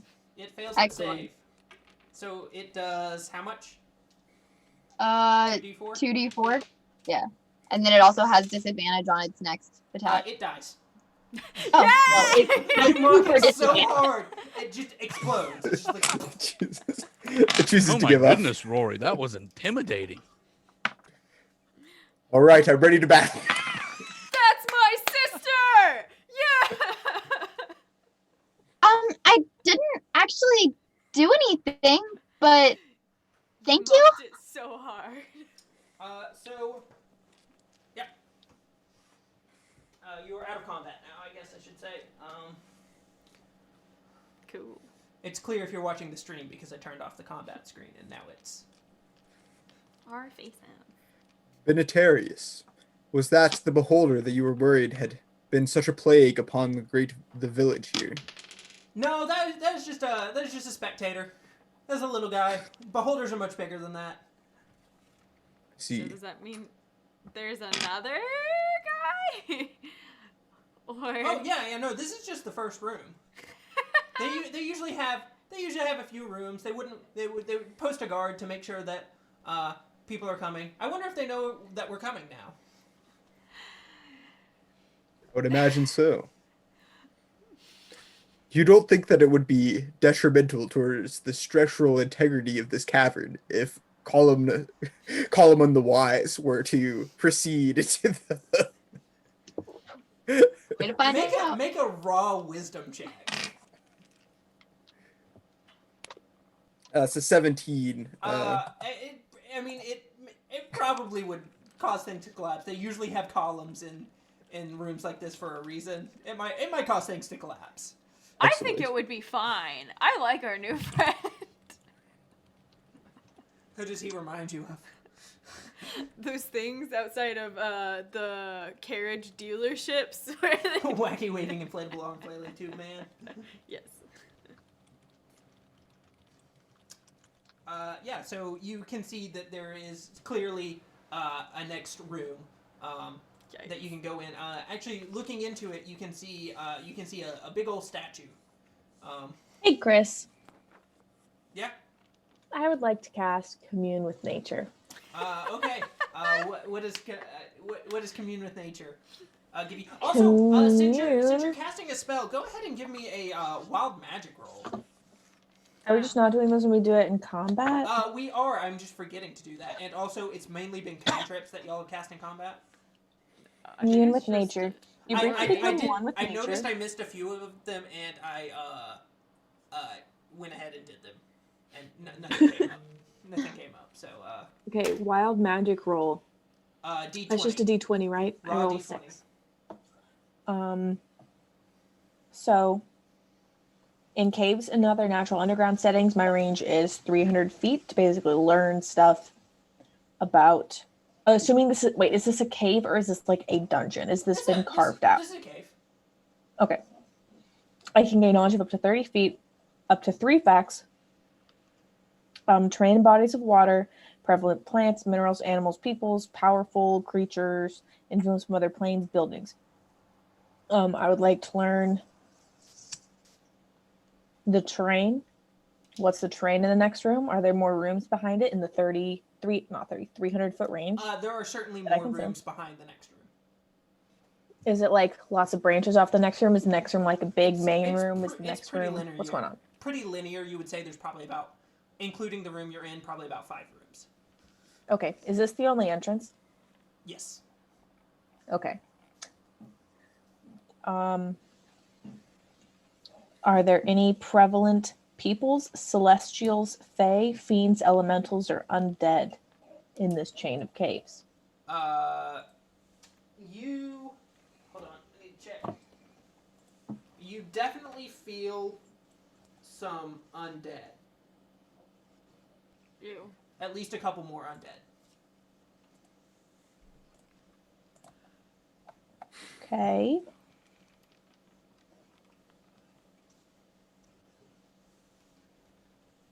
Was that 3 facts? Wait, did you say a couple more? Yeah. The Yes. flame The skull. flaming is undead. skull was. Oh, I guess the skull would be undead. That would Yeah. make a lot of sense. He didn't register to me as undead, but like skull, yeah. Call Sure. him on the wise. Technically a construct, not undead. Good to Okay, know. I gain knowledge of up to 3 facts about those subjects. So 1 fact was there's a line of caves. 2 fact One. was there's undead. There's at least a couple more undead. But that's not a fact. That's That is very a fact. vague. That is certainly a How fact. many undead are there? 2. There's 2 more undead. Oh, okay. I was about to say it's Um, definitely not an but- opinion. So Well, I just meant that it's like vague. Any other There's a facts but. you need to learn? The location of the undead. Are they right in the next room or are they in a are- subsequent room? They are not in the next room. They are farther into the caves. Okay. Um, I'm going to relay the information to the group. Also, Jamie, you might want to leave your column friend here. This is the only entrance and exit, and we don't want to collapse this room. I'm also going to say please make a wild magic roll. Did you do that? I did. I told you I rolled a 6. Oh, you rolled a 6. Okay, nothing happens. Yes, Coleman, I believe it would be a good time for you to return to your post and remain your structurally sound for the Coleman sake walks of us back all. over to where He stands. no, he dances back. dances back over. Does he Imagine it's continue kind of to like a dance in spitting place? dance. If you were Column, right? Like the most kind of dance-ish move that you could do is like spitting, right? So I think it depends. So because like what I was picturing was like I don't remember the different column types, but they taught it to me like 5 million times in school. But like there's some with like weird scrolly stuff. So I kind of pictured some of that like unfurling and like kind of doing like a little Like bump. When did you learn different column types? Like That 18 was million class. different times. Like, No, this is why? actually Like, did you go to high a school that's just super Oh, in high interested school, in okay. like buildings? Well, I took Latin for 2 years, so Oh, I okay. think we went over it a couple times there. But then I think also like some history classes. Kaplan's class really only talked about arches. I don't feel like we got. It was much more arch-based. Yeah, to be but I honest, can talk to you all about arches in Spain. Yeah. So I'm gonna assume the group continues on into the next room. Oh yeah. Yeah, absolutely. Let us go forward then. Yeah. So Gogo still has the aura of vitality. Is he still able to heal some people while we're transitioning to a different room? How long does the Aura of Vitality last? 1 minute, and that was 4 rounds with it. Yeah, 4 rounds. 4 or 5. So you get to choose 6 more people and, heal them up. Okay. Is it possible to hold some of it over into the next room? Considering Let's just get out the of the way. conversation went from like kill him, a little bit of talking in the next room. You don't see any immediate dangers in the next room. Yeah, Okay. I think it's just used up. Who else is missing HP? Okay, I'm missing fine. 3 hit points. So. I'm missing some. How long do my temporary hit points from the beginning of this last? Because I have 3 of those. Until you lose. 8 hours or until you lose them. Excellent. I'm Yeah, down so Or I'm until you take a right. short rest. You're down how much? 13. 13. I'm down by 14. Got you beat by 1. Okay. So I'm going to say, if you want to optimally, just choose the person who currently has the fewest hit points and spend that and do that Roll 6 2d6. times. 2d6 for... Roll 2d6. See if they get fully healed, and then roll for the next person. Yeah. Okay. 2d6 So- for Greg. 2d6. So the first one is a 3. Right. So that would go back to Polly. Polly. 5. All right, back to Greg. Wait, Rory, how much are you down? I Plus- have Still in 3 temporary hit points. Cool. Is it +3 right now? Oh yeah. So back to Greg. 4. 6 for Polly. Wow, you just like Polly more than me. So Polly is at -1, Because she's Yamian's at better. -3, and Greg's at... What? No, I'm not. 7. 7. You got On the 3 money. left. Okay, so you got 2 left, I'm right? at -2. 2? Oh, I'm now the 6. most damaged member. For Polly. Oh, okay. What was that? And 5 for Yamian. Okay, that everyone would back round up it to up. full. Oh, what did actually, you- crap. That was actually. Oh, actually didn't heal myself. Oh. Yeah, you should heal yourself. What? Yeah, actually, like 21 points. Now that I think about it. Oh wait. You just use the last 2 heals on yourself. Did I not use up all of them to heal up everybody? No. The ones that you used on Take the Yamian best. and Polly. Just Yeah. Because I mean, I'm only Okay. done 2 now. And how many points was that I spent on y'all? Y'all remember what I said? I got No. 6. Okay, I I'll roll. don't I think know. it was 5 and 6. I just Okay, assumed so it was add more 11. than 2 and called it good. Beautiful. Wait. Did you roll a 7 for me when I was down by 7? Yes. Okay, Yeah. I just missed that. Okay. Cool. All right, and we're good to go. Yeah. We're in the next room. You continue into the next room, and in this, you see a giant statue of a beholder. And in front of it, you see a cauldron with a fire underneath it. And on the wall, you see some paintings. At this point, you should look at the picture I put in the Discord last night. Would your These are would the this giant 5 paintings you see on the wall. would this statue of a beholder be considered a large object? Yes. Yes, it would. It's the size of an actual beholder, so yes. How would you make this Excellent. picture a secret? Excellent. So you couldn't reverse Google search it and find the puzzle that I was going to use? But now we can. Let's go. Okay, so we're in this room and it's very obvious that we have to like figure this out before Yes. we can like keep tracking. Yes. Okay. Wait. I'm Sorry. impressed what that does Chris this thinks that picture we won't- indicate how the room is now? I remember you said So you have a cauldron, Uh-huh. a statue of a beholder, and then these pictures are over on the wall. Oh, okay. Cauldron, statue of beholder, these pictures on the wall. Cool.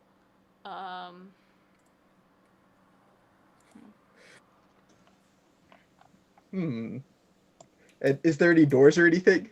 You don't really see any doors. Does Polly this, like- know where the next room would be She would based think off that her it would knowledge be of the caves? how the caves- Exactly straight from this room. Okay. Are the paintings on that wall? Like, No, are they? they're over on the left They're at the wall. side, left. Okay. Yeah. Gold. 3 skeletons. There's other things to discover about the puzzle. I haven't given you 100% of the puzzle yet. Yeah. So. Can I go touch one of the paintings? Just, like, Certainly. back it a little bit? Which one would you like to touch? While she's doing that, I'd like to animate the statue of the beholder. Animate this. Make a perception check. I feel like the tree is resonating with me a little bit. Okay, so you go up and touch the tree. Yeah. Can I like inspect this and like touch Yeah, and? make a perception check then. Also, what was your perception 8. check? That was my 8. 8 on my perception check. You know, this looks like a statue of beholder, but there's something a little off about it. You can't quite put your finger on it, but there's something a little off. That's an 11 perception. You touch the painting. Don't Painting? really see anything happen. Are they like actually framed? Yes, they are framed. Adorable. What are the frames made out of? Wood, painted wood. Okay. Can I see if I notice anything else weird going on in the room? Yeah, just make a perception check. That is a 2 plus 7 equals 9. There's something off about the beholder, and there's something weird about the cauldron also. When we're looking at the painting, are the pictures, is it like, are the stone backgrounds of the pictures, are those just the stone of the wall behind it, or are those actually painted onto the canvas? Those are actually painted onto the canvas. Well, that's interesting. It appears that this gnome is the stones don't align correctly. You know, you figure he'd be on his side if that background was set up correctly. Oh. True.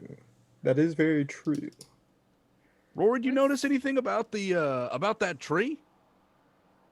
It kind of just seems like oh gosh, it's my Lily voice. It kind of looks like just a normal tree. It's like painted and on the wall. I don't think there's anything special about it. Interesting. What's the gnome got like on the chain? It looks like it's kind of out of frame slightly. I guess I should say that looks like a giant sewing needle to me. Oh, okay. Okay. I thought it was a torch, so that's there's like a torch attached I to a thought rope. it was like a chain holding on to like a Yeah. flying creature. Yeah, I would say that is a giant sewing needle. Okay. I thought it was like a chain that he was like hitting against something, so it was like sparking up. So, cool, giant sewing needle. I want to go see if I notice anything about the tree painting. I do like trees. Go look at it. Roll a Maybe perception like check. I'm gonna roll one. Okay, I rolled Certainly- a 3 this time. Certainly a painting of a Um, tree. That's a Wait, can I go look at plus this cauldron? 7, though. Have you Yeah, considered yeah. that? You walk up to the cauldron, and there seems to be like almost there's like big orbs. Like if you had to think, they kind of look like eyes in the cauldron. It's like in this kind of like milky liquid that's just eyes floating around. And they're all Okay. different colors. You see like green eyes and blue eyes and red eyes and purple eyes and brown eyes. Okay, so lots of eyes, and they're like normal eyes. They're big. I mean, they're On the statue of the Probably- beholder, Mhm. are there eyes in the eye sockets where there the aren't arms are? any eyes Yeah. in the eye sockets. That's what's weird about the statue of the beholder. How many eye sockets are there? Are there 5? There are Would- 10. There are 10. There are 10 eyeless stalks on the beholder. And would you describe as the number of colors of eyes in the cauldron as being like similar to 5, or maybe I would describe it as it's very easy to see that there's 5 different colored eyes in the cauldron. Ah, and how interesting. The frames are 5 different colors. All of the variations that you just told us. Aha. All right. It appears that this puzzle may be solved by inserting eyes into this beholder statue. That's gross. Are the beholders like eyes? Like, are they like in that like what is it, like a quincunx like the like are they in that same shape There's, is there any, there's like- 10. They're just kind of all over? all over the place. Okay. I'm gonna start bobbing for eyes. But with my hands, absolutely not like actually bobbing for that. Yeah, you pick up an eye. Is there any particular color you want to I'm feeling red. Yeah, you pick up a red eye. So I'm gonna pick up 2 red eyes. You pick up 2 red eyes, I'm gonna hold them up to my eyes. and you hold them up. And then I'm gonna walk over to like them. And then I'm gonna, I guess, try to like slide them in some arbitrary sockets. Yeah, you slide in a couple of the eyes into the sockets. And then I'm gonna go do it again. You think that it's based off of the number of things? So there's 3 blue skeletons, That's what I was looking at. and Missing an eye. each is missing an eye. Mm-hmm. There's a gnome with a needle. has Okay, 2 yes, eyes. that's 3 eyes. Because I have a needle. The eye of the needle, yep, so that's 3.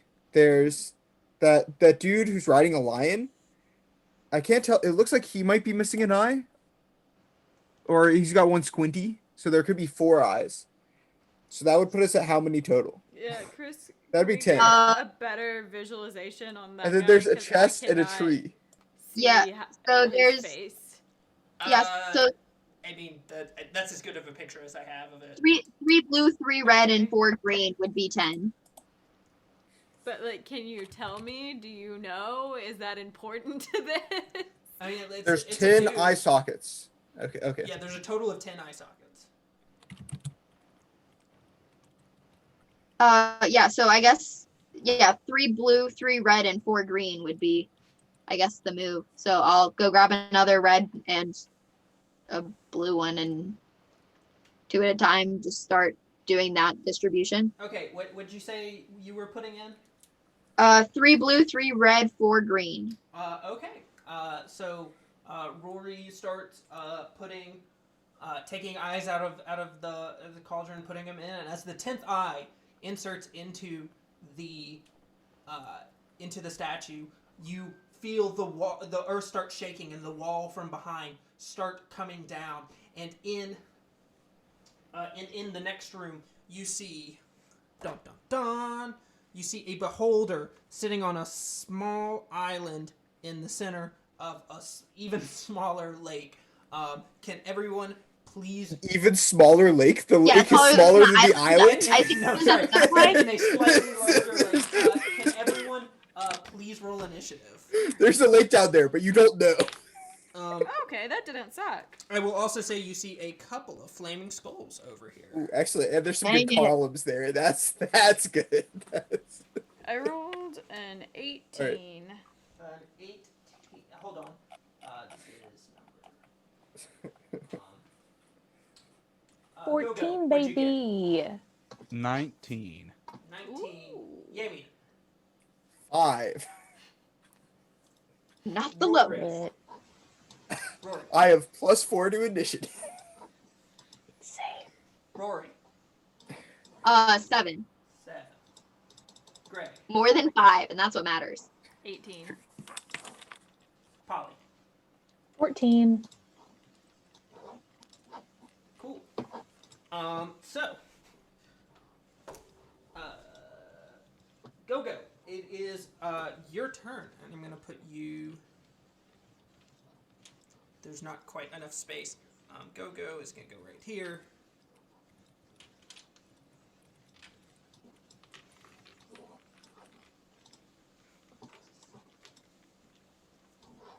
Cool. Go-Go, it is your turn.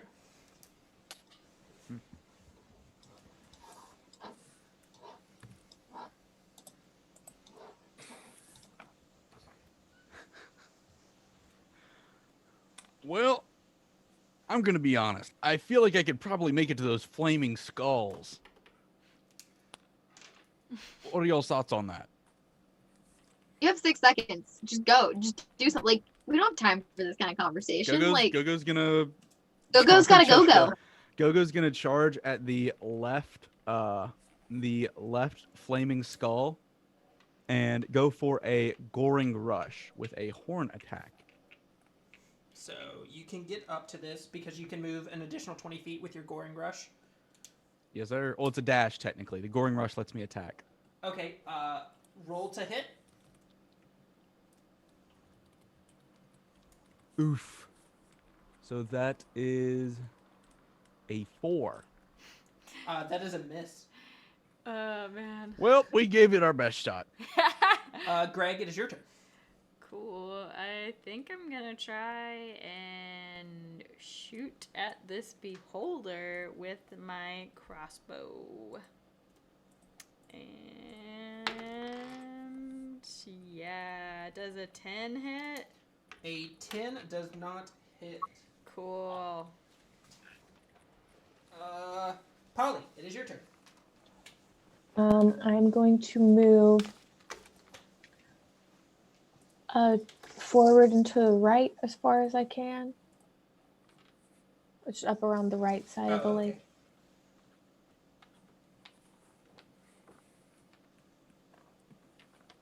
Or like one over to the left from there. There. And then I'm going to, yes, just crossbow. I'm going to try to crossbow the beholder. Okay, roll to hit. That is a 13 plus 6. That is a hit. Okay. And then rolled another 1. That's 3 damage. 3 damage. Cool. Piercing. 3 piercing damage. And The small stuff, guys. Step by step. okay. I forgot on initiative 20, a layer action is going to happen and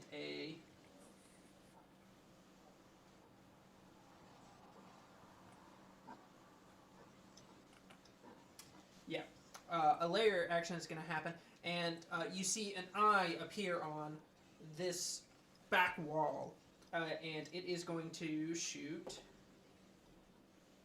a disintegration ray, and it is going to be able to target for these 4 that are down here. So Greg, Yamian, Rory, and Benetarius will all give me dex saving throws.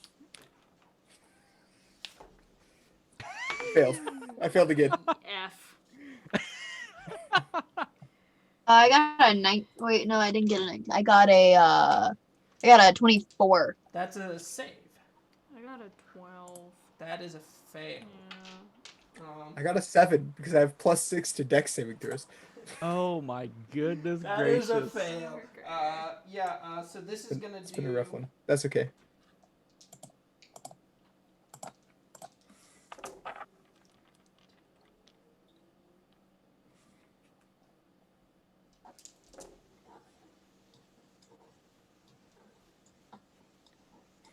$38 damage if you failed. That's a meatball. Next, the Beholder is going to go. And it is going to shoot 3 random eye rays. It is going to shoot eye ray number 10. It is going to shoot a death ray, a telekinetic ray, and a petrification ray. Dude, I'm big time not a fan of the eye theme.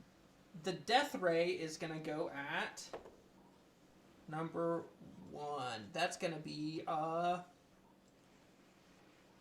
It's me. that's going to be Go-Go.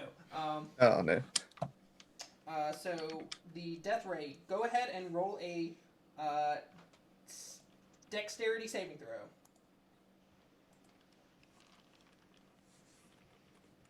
A 9. That is a fail. I don't like the sound of that since it's a death ray. Rip Go-Go. Don't worry. You got that raised dead. Don't worry. Assuming you're not paralyzed for the whole time that it takes.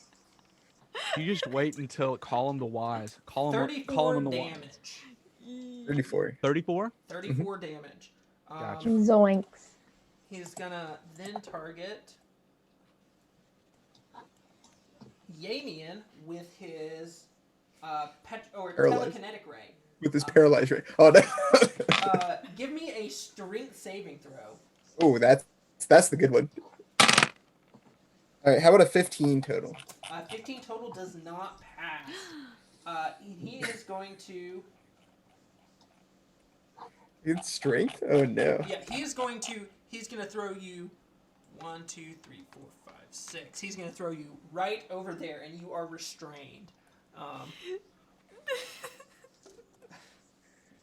And then finally, number 8, he is going to target at 1, 2, 3, Greg.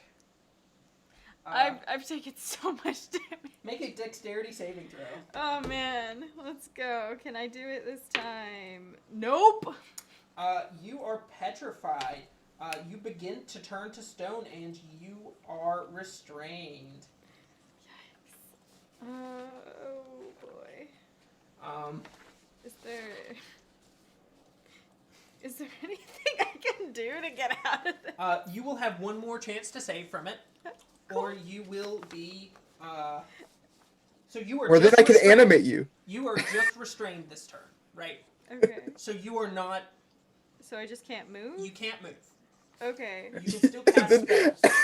and then the turn after, I can animate you and you can start dancing. Yes. I will say, go ahead and make a just like an Arcana check. Jesus, dude. My Arcana's not there. Hey, Chris, the big black spots are columns, correct? Yeah, Yes. I rolled a 3, so... 3. Yeah, I mean, Statistically, it doesn't make sense how many rolls I've rolled below 10 today. It I don't does think not. for any of us it makes sense. It's fine. So the flame skulls are going to go now, and they are going to cast out their flaming spheres. Gogo and Polly and Yamian, please make dex saves. I fail. Oh, actually, I just have disadvantage when I'm restrained. Yes. Hold on. 21. That's a success. About 9. 9. That is fail. Are we feeling about an 11? That is also a fail. So Yamian, you take 4 damage. Great. And Polly and... Oh, no. It's Yamian and Polly take 4 damage. Go-Go take 5 damage. They are also going to move the spheres, and I will say the flaming spheres are going to be a couple of white ones, because actually where they can move them is kind of important. And they're going to move them here and here. Rory, it is your turn. Go-Go also gets a attack of opportunity or a reaction. Attack reaction on attack. Okay. Yeah. And that is a 16. That is a hit. That is 8. 7. 7 damage. Cool.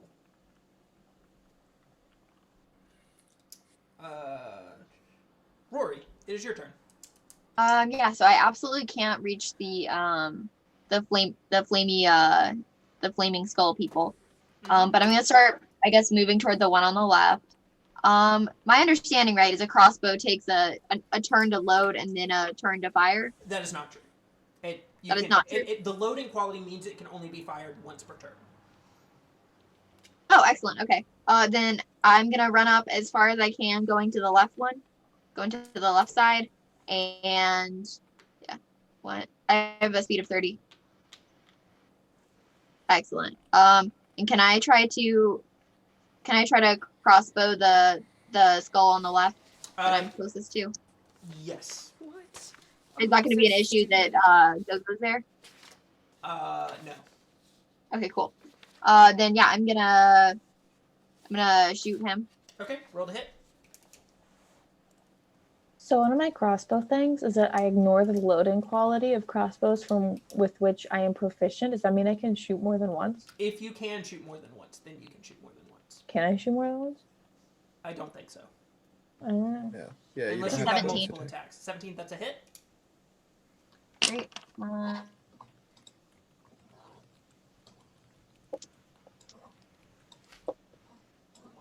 Oh gosh, it's like terrible. So it's 3. 3 damage. Cool. That's like, wow. Okay, that was really anticlimactic. Can I also on my turn try to talk to this beholder? Certainly. Excuse me. Can you not attack us? Make a persuasion check at disadvantage. It's pretty convincing though. Dang it, my first I roll mean, I'm wasn't bad. I wouldn't attack. Right? It's a 17. It turns to you and just kind of looks. Doesn't respond. You ugly looking thing. Cool. Rory, Yamian, it is your turn. Excellent. Do I have vision on the flaming skull that's closest to me? No. Has it been hit yet? Okay, It I has don't not have been vision hit of it. yet. No, you do Oh, not. that's really unlucky that I can't see it, huh? Well, there goes that plan. Has the beholder been hit yet? Nope. All right. Yes, it has. Someone hit it with a crossbow. Well, we're in combat against it anyway. Yeah, we were fighting it anyway, so it didn't really matter. All right. I think the strat here, I'm gonna cast Charm Monster on the beholder. Okay. What does Charm Monster do? I'm gonna say, Beholder, it is not yet time to fight. Help us now, behold our plight. As I'm being telekinetically forced against the wall by it. So I attempt to charm a creature I can see within range. It makes a Wisdom saving throw with advantage because we're fighting it. If it fails, it's charmed by me until the spell ends or your companions do anything harmful to it. Until then, so yeah. So it needs to. What is? You said a Wisdom save. 17. Yeah, is the target. It fails. Excellent. So it is an ally until one of us hurts it, or for an hour. Does that include hurting its allies, aka the flaming skulls? If we damage it, so we can hurt the flaming skulls, but we can't, as long as we don't hit the beholder is here to assist us. And then I'm going to use my bonus action to give Bardic Inspiration to Go-Go. I already have one. Oh, to give Bardic Inspiration to Greg. Thanks, homie. Benedict, Greg, Okay, you need Vertically of this inspired. charm. You have more potential. Go do harm. So now you have a note of potential. So if you use your Bardic Inspiration to on your attack dice, then you create a note of then you will do a bunch of thunder damage. 1d8 plus 5 thunder damage in addition. Cool. Oh, it's a note of destruction. Yeah, if they make a Constitution save, and then that might happen. So. Benedarius is gonna be like, "Wow, this is crazy." Wait, what did Yamian say to inspire? I did just sing the song. I don't remember exactly what it was. Oh, I thought he sang the two song songs. to the beholder to charm. Oh, I did totally did. both. Yeah, Excellent. Well, I'm just trash. That's okay. No. Someone commented. Some nights some nights you just roll bad. Yeah. Go. Or Danielle, every night night. for you. Ellis, go. It's your turn. Dick. So I have Bardic Inspiration. Who did I have it from, and what do I do with it again? I got it from Greg. Was there like one of those kind of caveats like what Parker put on his Bardic Inspiration? Nope. Just good old. No, it's a college. It's my College of Creation has special factors for each of the. You roll inspiration that types. D8 whenever you need it, bud. Okay, gotcha. Okay, so Go-Go is going to cast Healing Word at level 4. Ooh. On yourself. So right now Go-Go is at 31 health. What is everyone else at? I'm at at 22. 23 Most and full. currently stone. You were not stoned. You were just restrained. Oh, Just- I'm turning. right now to she's stone. restrained. Yeah. Don't worry, one of us has greater restoration. It's me. So I will say, you can cast a spell next turn. Okay, yeah, I'm probably gonna end up doing that. Can I try to save myself first though? And then if that fails, can I cast a spell, or is just the saving myself count as an action?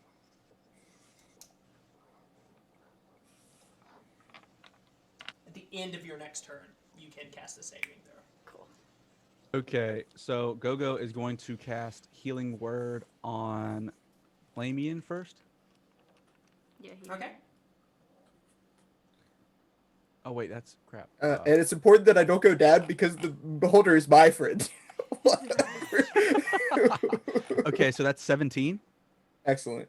And then as my Go-Go's bonus action, he's going to do Healing Word again. That's something you do with the Yeah. bonus action, right? You can't Okay. cast 2 spells in a turn though. Ugh, rip. Also, go ahead and make me a wild magic roll. Gotcha. Is that just a D20? D20. That's a 6. Skirting close there. Trying not to get the 5s. Okay, and then Go-Go, I guess, well, can I say that the I did the bonus action first for Healing Word to heal Yes. Lamian, and then okay, Go-Go is going to attack twice. Once with the regular attack and once with the extra attack on Okay. the Flaming Skull. Okay, roll to hit. So the first one is a 11, That is a miss. and the second one is a 21. That's a hit. Okay. And he hits for 4. 4 damage. You know, we don't hit hard, but sometimes we hit. After Go-Go. Greg, it is your turn. Cool. Yeah, I guess I'm gonna cast Greater Restoration on myself. Okay. I think that takes at least a turn to cast. It does. It's an action. Okay. And it requires touch, but you know, You can touch yourself. I can't. It's all right, kids. You can touch yourself. This stream isn't safe for children. If you're a child watching this, stop. You're not supposed to be here. You lied to get in here. So you are greater restoring yourself. I'm assuming that just ends the petrification. Yeah, that process. doesn't heal me or anything. And whoa. Well, Okay. I still got a movement and a bonus action. That is true. Son. That's true. All right, but that took 100 of my gold, also, because I had that diamond just on hand. Yeah, How that's nice. crazy how just had some diamonds. Cool. And then there goes Greater Restoration, so hope you guys don't need it, because I only had the one slot. Anyway, let's see. With my bonus action, I'm going to... Oh shit, that's sick. Okay. Actually, I'm just gonna move.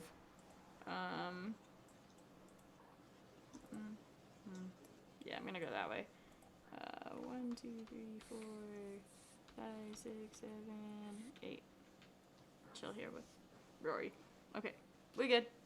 Okay. Greg. I'm Yeah, Greg. it was just Greg's turn. Polly. Okay, Oh, you cast Greater Restoration? Go ahead and give me a wild magic roll, actually. We fucked. Alright. 4. We're good. I hope good? something wild happens. Yeah, no, the target is 5, right? Oh, If I you thought ever it roll a was 5, 5 we or get a magic lower. wild magic surge. Next, Polly, it is your turn. Thematic. It is thematic. I'm gonna try to turn so I can be heard by the group. I'm gonna ask, hey, do y'all see any benefit towards just like bringing this room down by taking out all the columns instead of trying to fight these things that deal a lot of damage? Well, You might don't die. worry. Like one of them Beholder could is just on our like side. dance away. We can enact that plan momentarily. We might. Just a thought. It's not a bad And plan. then, I mean, there's very conspicuously placed columns here. It's like this is a video game, and there's some items that are like glowing, and they're outlined a little differently, and I desperately need to use them. They were pointed out. I guess assuming that we are not going to attempt to cause a cave collapse, as that would require a plan for us all actually getting out of here. We may wish to take care of the flaming skulls first, and then we might. There's also this eye wall, which is kind of strange on the back. It also happened to do 30 damage to Greg. Hits pretty hard for an eye wall. 32 damage, I think. Purple thing's a flaming skull, right? Yes. I'm gonna scoot up to it. I'm gonna longsword it, and I'm gonna crossbow it. And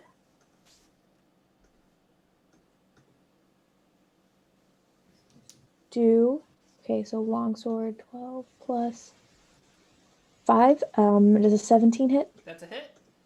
Okay, and then the crossbow is a 16. That's a hit. So longsword damage 28. Yes, 20 slashing. Longsword is 6 slashing, and then crossbow is 7 piercing. So 13 total.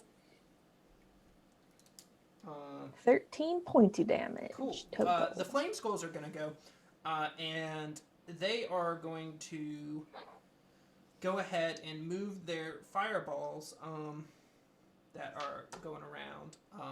And Greg, go ahead and give me a dexterity saving throw. Okay, hey, that's a 26. Okay, that passes. You take 3 damage. Love it. And then this fireball is going to be here. And this is going to try to hit Benetarius. Good. I hope he and dies. He is going to make a dex save, and he passes, so he is going to take 5 damage. Ooh, okay. And then the Flame Skulls are both going to strike out with a magic missile. And I'm going to say Go-Go, take 3 damage. Greg, take 5 damage. Rory, take 5 damage. Really? And Polly, take 4. Yamian, take 3. And Benetarius takes another 4. So I'm down to 15. Don't worry. the eyeball thing's on our side. It's a friendly eyeball thing. Until we hit it. We just won't hit it. It's okay. We've got an hour. The beholder looks around and just says, "Ooh, you can't understand it because it doesn't speak common." Chris. Wait, is he Yes. not gonna? I thought he was a friend. Is he not gonna try to attack the flaming skulls with us? He's also He's friends just with the not- Flaming Skulls. He's just got a lot of friends. How dare he? That's true when he's All of friends. his friends are fighting, and he's just confused. Yeah. That's fair. Is this That's not a speaking hard life. celestial, abyssal, or infernal? No. I have a question. I possibly have an answer. So I have cutting words as a reaction. And when a creature that I can see within 60 feet makes an attack roll, an ability check, or a damage roll, I can use my reaction to expend one of my uses of Bardic Inspiration or some other things Okay. to subtract a number from a creature's roll. How does that get implemented exactly? Did you want to do that? I don't know. I don't know what just happened. Uh, but it's also- None of them damage have rolls. rolled anything. Yeah. Damage None of them Also- have rolled. They were none- all damage okay. rolls.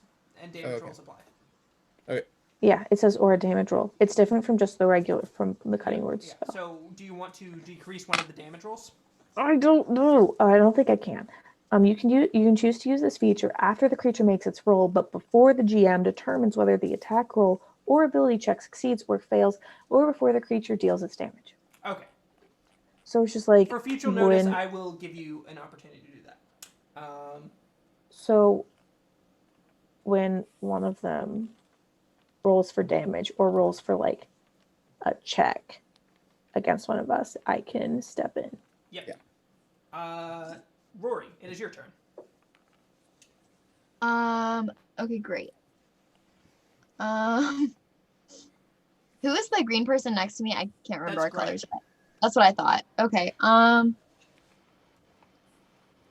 Yeah. So Feel free to heal me. yeah, I'm absolutely looking out for you.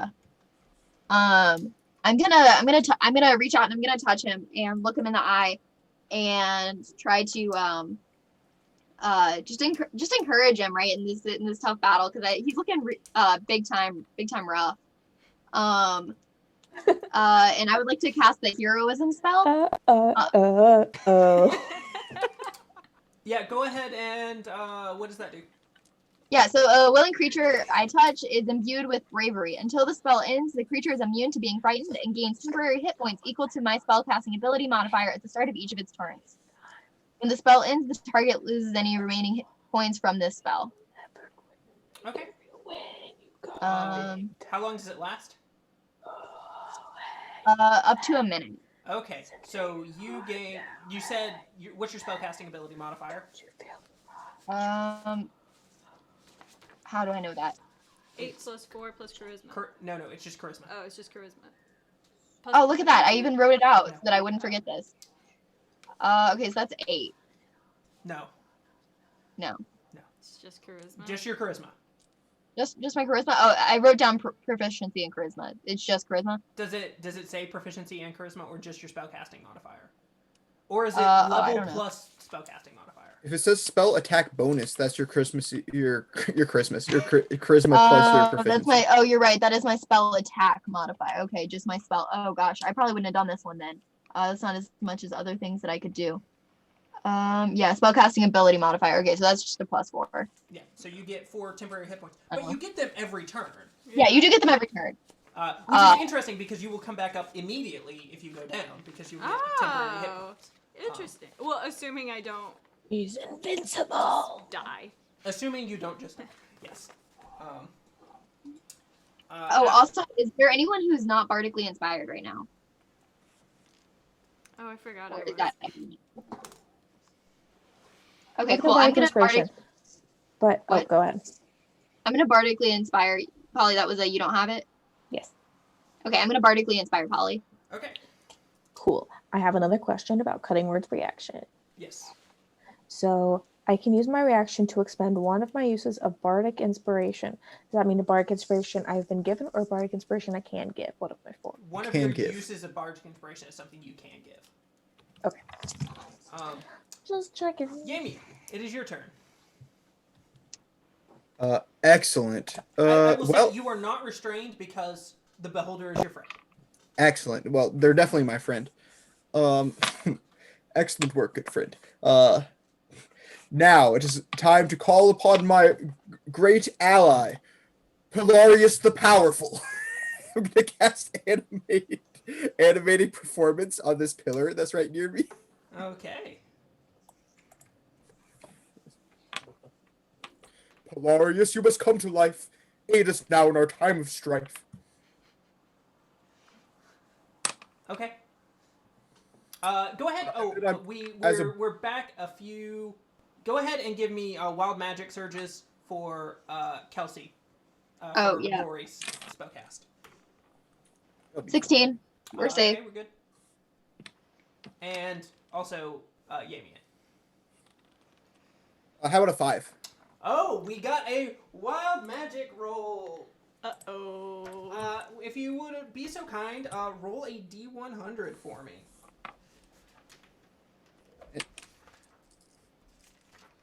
22. 22. The Creatures- wall Bar turns is into the- flesh. Creatures have disadvantage on saving throws against the next spell you cast in the next minute that involves a saving throw. Excellent.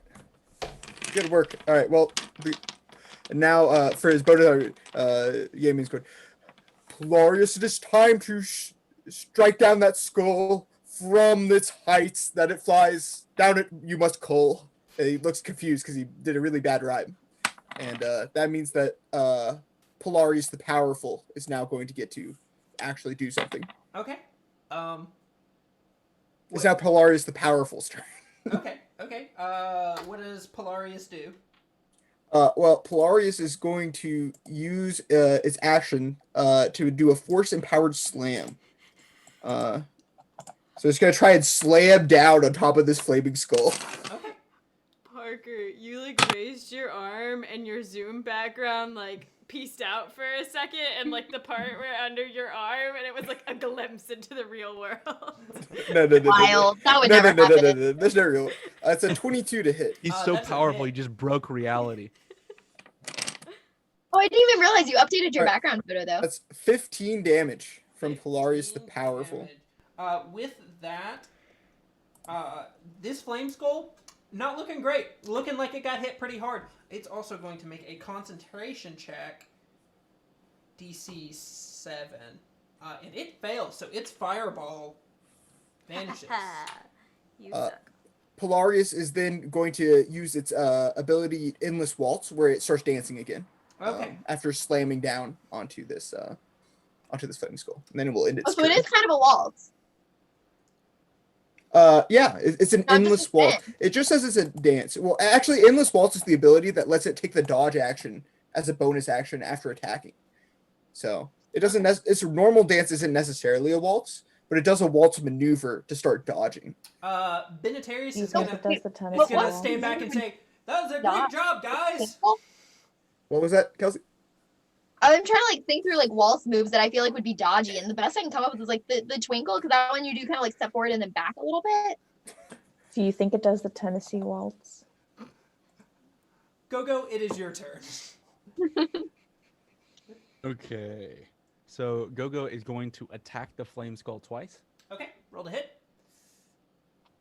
So the first one is a 16, That's a hit. Second one, and the second one is a 20. that's a hit. And the first attack is an 11.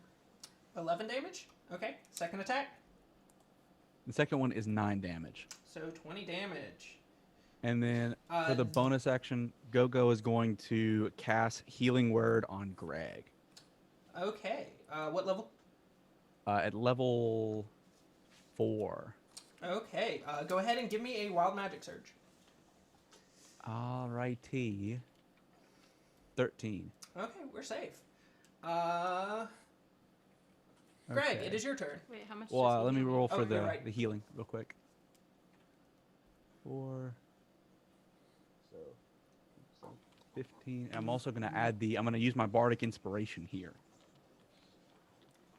22. You can't use your Bardic Can't. Inspiration. Rip. here. Oh, you can't? No. Okay. Alice, you use Bardic Inspiration for you can roll the d8 to an ability check, an attack roll, or a saving throw. Okay. So that is, I say 22? Yeah, Okay, so that's minus 7. So that's 15? 15. That's 15. alright. You just doubled my hit points that I have that aren't temporary from. Big one. Beginning of your turn, you have now 4 temporary hit points. Woo. Greg, it's Andrew, your you're turn. super creative. Oh wait, do I only get the 4 from like the first They time? don't stack. Okay. That's lame. But they do refresh. But So they do refresh. Which is less lame. I'm Optimally, you would be going- taking 4 points of damage a turn. I'm going to.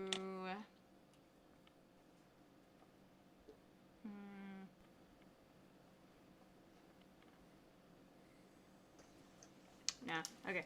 I'm gonna just try and shoot a skull with my crossbow. I'm not using that die. Woo! Can I use a luck point For what? to reroll that attack roll? Do you have a luck point? Nice. I have the lucky feats. You boy. certainly can use a luck point. So what are you doing?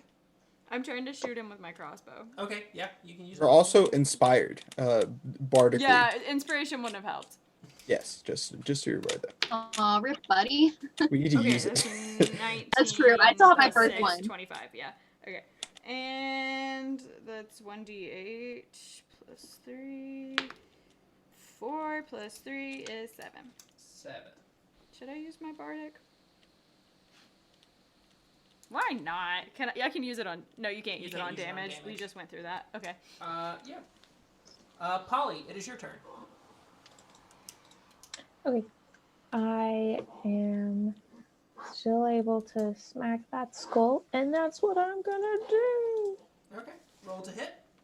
Twice, and then roll damage. Longsword is a 15 That's a hit. plus 5, 20.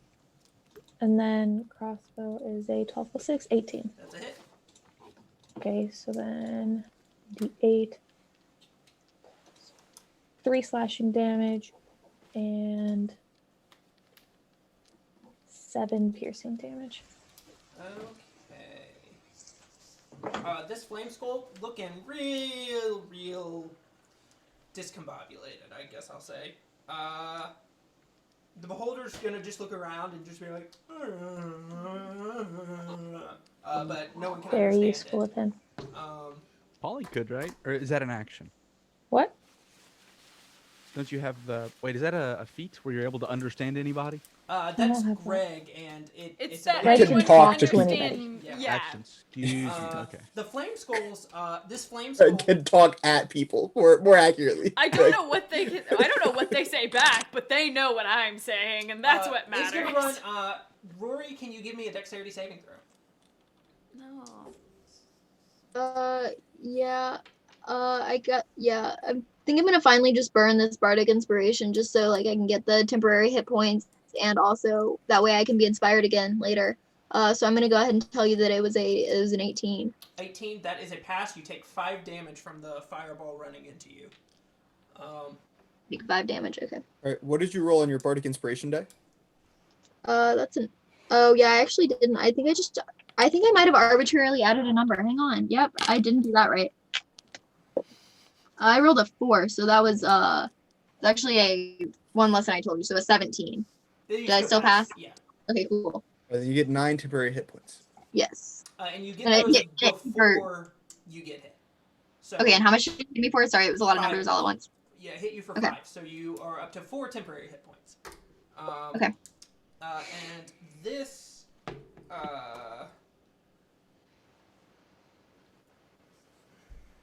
The other Flame Skull is going to pull out a fireball, another one of these bad boys. So can Polly, Yamian, and Polarius give me dexterity saving throws?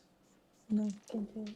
That's a It 24. doesn't roll anything to move the flaming skulls, does it? What? It doesn't roll anything to move the flaming skulls, does it?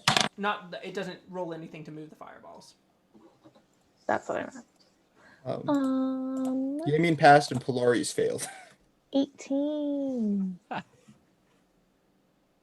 Okay, so you at this point you can use it to decrease the amount of damage.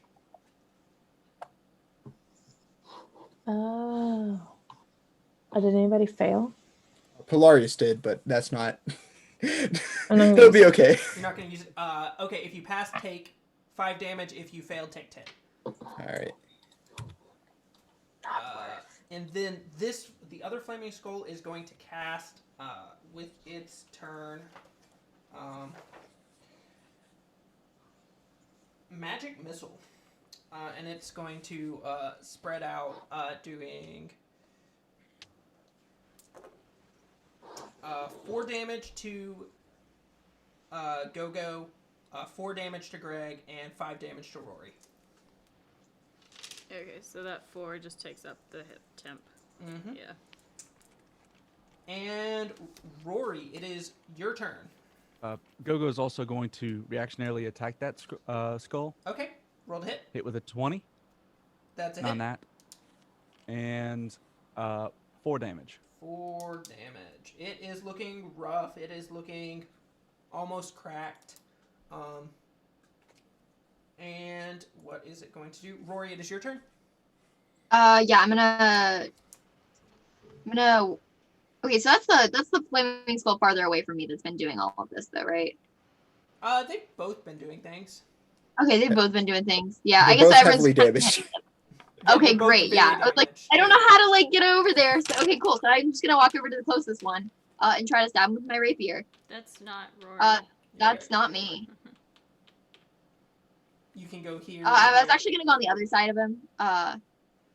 Yeah, there, perfect. 6. You can only yeah, get and I'm gonna to, rapier. no, you can get there. Yeah, roll to hit.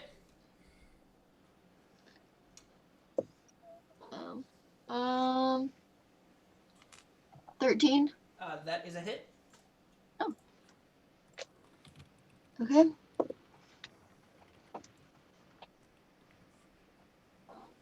The 7. 7. 7. Oh wait, sorry, I lied. Maybe. I have no idea. Okay, do I add my proficiencies on the to hit, right? Yes. Okay, cool. Yeah, so this was 5. I totally lied. Okay. After Rory, Yamian. Excellent. So they're both looking awfully weak. And we're pretty sure that the magic is pretty good, right? Because I mean, it's helping me right now, so that means it has to be good. All right. I think I'm just going to first. I'm going to use my bonus action to tell Polaris.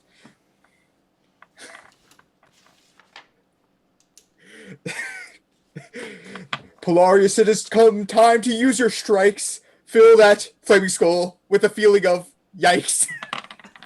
Roll to hit. His turn is after mine. Don't worry about it. He'll hit him soon, I'm sure. And then I'm going to move out of this fire. Yeah, and so I'm within 60 feet of the other flaming skull. Yeah. And then I'm going to viciously mock the other flaming skull. I'm going to say,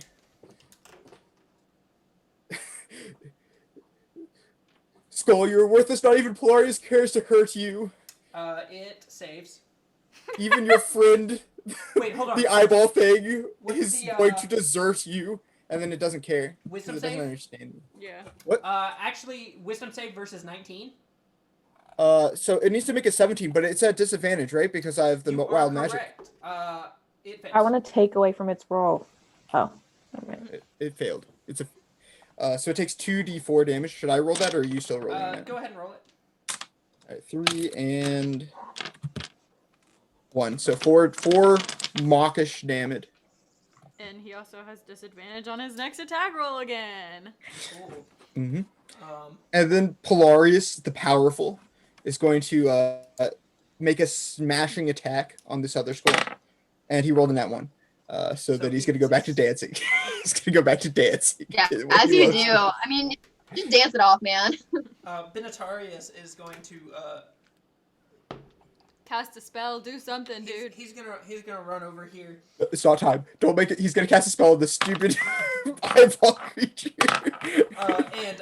He's gonna cast a magic missile, and he's gonna aim them at the flaming skulls. So he's gonna do 1 at the one on the right and 2 at one on the left. So the one on the right takes 2 damage, and the one on the left takes 9 damage. He's just saving his spell slots. yeah, I'm sure. Yeah, he's a great wizard. A And great wizard and better dragon. Go, it is your turn. Gogo is going to swing twice. Misses Okay. the first one, and then a 17 for the second. That's a hit. And he hits for 11. Okay, as you bring down the hammer, you absolutely splat this skull against the against the rocks. 4! And then Gogo's going to heal himself with Healing Word. Okay, And the Healing Word was 4. and go ahead and roll some wild magic for me then. 17. We're good. Greg, it is your turn. Okay. I heard that the healing word was 4. Like literally, he said 4 and was healed. Yeah. And okay, cool. I took that to mean like a golf 4 and not like. Yeah. Yeah, Just like a that Oh, golf is it ball. why did it fall? Yeah, thing he goes took his away. hammer It does, and he it does mean swung it that. like a Oh, golf okay, ball. it literally was 4. Got it. I thought Alright, you were got. Yep, I'm great. You understood correctly. No, it was good. I heard like number 4. Cool. Let's see. How far can I move? 1, 2, 3, 4, 5, 6. Okay, I can make it to here.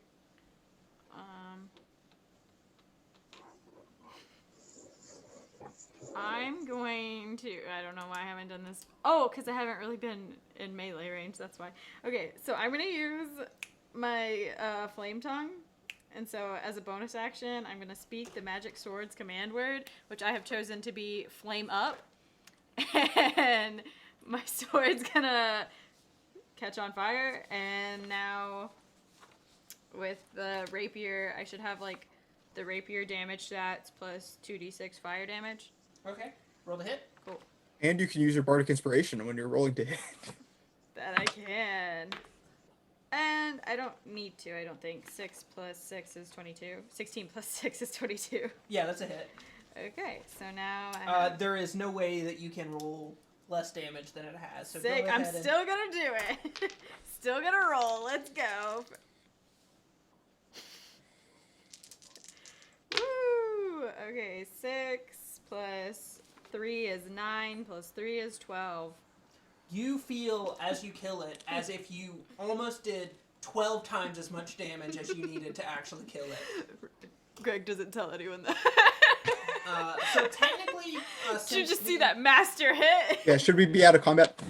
Since the beholder is friendly, we are out of combat. All right. Now, Polly, I believe you had a plan for dealing with the situation. Haven. All right. It's ugly. It is ugly, yes. I don't know. Kind of seemed like we were having a rough time when it was in the mix too. Don't know if it'll be any easier now we don't have Oh, the I get my +4 hit the points. flame I'm spell sure- to deal with. It would be easier. I'm sure it would be easier if there were not the flaming skulls, and we could take the time to heal if we wanted to hang out with our friend the Beholder for now. But I'd like your original cave-in plan as well. If Greg, I'm sure that you can speak to this Beholder. If you would like to convince it to stay here, then we can move outside the chamber, and perhaps the pillars might make a lovely dancing move to the inside of the pond where they won't reach the ceiling, and then we'll see what happens. I'm down. Let's go. If nothing else, we can at least find it where it has to try to escape the room, and we are chill. Cool. I'm gonna try and use my universal speech feat to persuade it to stay here. We're just gonna go out and get something, but you stay here. Be comfortable. Yeah, make a persuasion roll at advantage. At advantage. Let's go. Doesn't really want to go anywhere, so. Yeah, I mean it likes us Hit it- a lot. hit it. Swim. 18 plus 11 is 29. He goes, Woo! Alright. Alright, I guess we're gonna leave this Just room. assume that he agreed. So, Was that right? is What do we know everyone... about that? Or do we notice anything about that back wall besides the fact that it has an eye on it? Does it look like a part of the Beholder or something? So, I forgot about that. I guess just as normal, like, that's just, it's a layer action, so when a monster is in its layer, it generally can do something. The eye actually vanished after it came out and shot the ray, and then it vanished back into the wall. It just kind of looks like a normal... Actually, go ahead and make a perception check. Yeah, I was afraid that we were, there were gonna be two, like, oh, it's a 1. It's a big one. It's a pretty normal back wall, you know. You've been in caves before. You know what cave walls look like. I thought that you said there were several rooms when Polly Darton was finding the info. I thought she said there were like 6 rooms. But it's fine. Okay, so Polly does- you I mean, we can have try to kill told it. the Beholder to stay there, and y'all have left into the previous room. Yep. Polly, We wanted to heal any Polly, before did you we enact remember this anything plan? else about the layout of this cavern? Is there anything further in? Yeah, there's another room on the other side of this one. And then, was there another one after that? Chris. There were 5 rooms. And this is the second. This is third. Yeah, we're in the second, and the third Oh, one had the okay. Beholder in it. So yeah, Well- there's 2 after this one. Before we 2 rooms unleash... after that one. Maybe we should try to kill him. Well, I was thinking maybe before we destroy the chamber, that would be the best time to investigate the further rooms. So, instead of... We're Well, still we don't using see the an same opening at the plan. moment, though, do we? What? Do we actually see an opening? I thought that this room looked like it didn't have any other rooms.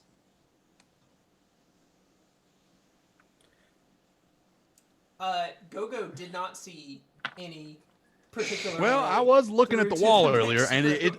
I thought that it was looking back at me. And sometimes I'm your going- eyes play tricks on you. I mean, I'm not feeling too great right now, but there was an eye there. Not one now. Looks like a normal wall. Gonna be honest.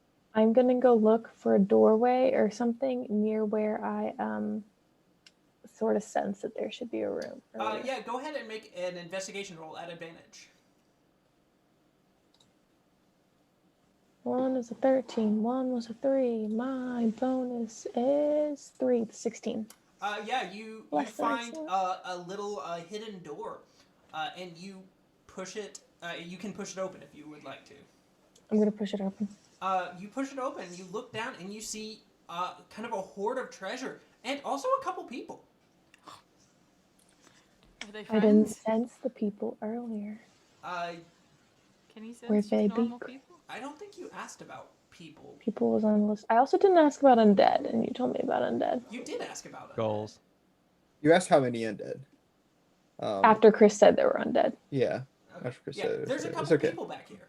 Also, We They- did hear about yeah. they're slaves. bound and gagged. or Oh. brainwash people. Oh, these are probably the people that were kidnapped to be slaved. Yeah. I totally forgot about them. Well, Huh. so I would say, I mean, one looks like a person, the other looks like a kobold. Well, shall we rescue our compatriots there? One moment, Mr. Beholder.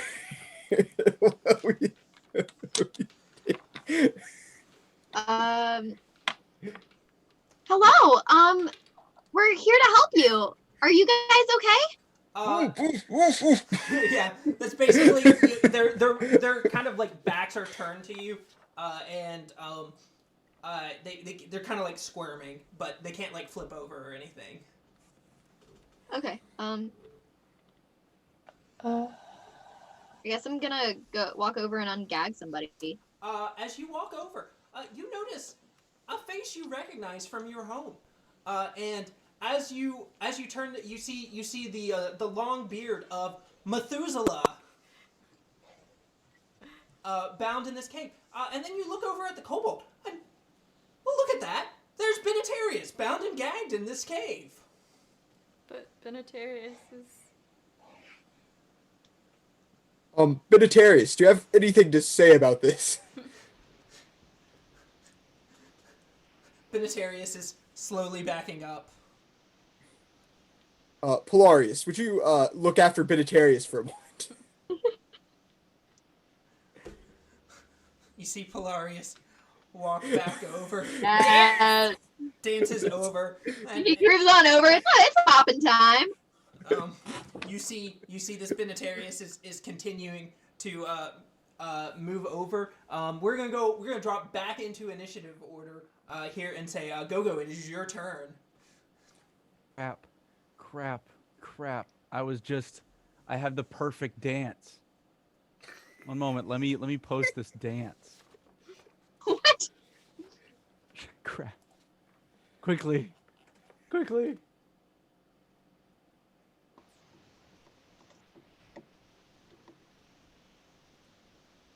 Okay, I'm ready.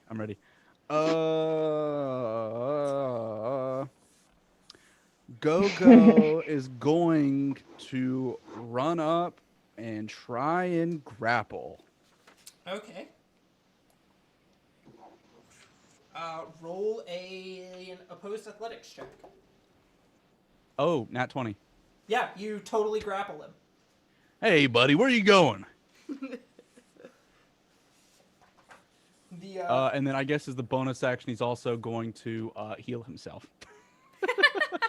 His preparation for what may or may not happen in the future. Go. Greg, it is your turn. Yeah, Greg's gonna turn to the scene over here with fake Ben, because I can't think of his name. It's just Benetarius? Benny over here, and he knows that he hates being called these nicknames, so he'd be like, "Hey, Benny, not cool," and cast Vicious Mockery. Okay, that's a wisdom save? Yeah. He fails. Woo! What is it? It's 2d4, baby. I would have thought, a wizard would probably be good at wisdom. Probably Yeah, would have you'd been fine. think. Yeah, you'd think he must really be That's fake. 6. I've done some unwise wizards in the past. 6 Would anybody- damage. Would anybody He doesn't like seem to ask very Benny much here of a what's going wizard on? Since he only cast one spell and wasn't doing a whole bunch this whole time. I got some weird vibes from him. Polly, it is your turn. He was very encouraging, though. Oh, wait. Sorry, Mary's texting me about math. We're fighting the kobold dude who brought us here. The red dragon, yeah. Yeah, the red dragon. Yeah, the red dragon. Well, nobody's asked him what's going on exactly. I don't care. We're fighting. I did ask him, and then he ran away. How far away am I from him? How far away? Not very. 25. 25.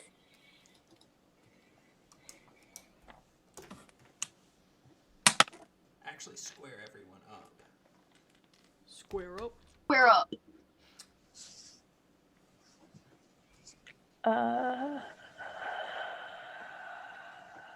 Just kill him. Do it. Just go up and stab him. I don't know. You can do non-lethal damage. That's allowed. You're allowed to do that. No. Also, like, super No mercy. grappled. You probably maybe have rope, so you could, like, He's tie him definitely up. grappled. He You is. can tie him up. So it is very much appearing to me like he has a part in this. Friends, and I don't think that's good. It's not very nice to run around enslaving people. He probably tricked us here trying to get us enslaved too. I thought I had a spell that I wanted to use, but it turns out I don't. So I'm just going to go over. Who's grappled him? Go. Go. Okay. I'm gonna go over and hold a crossbow to him, but not actually like fight him.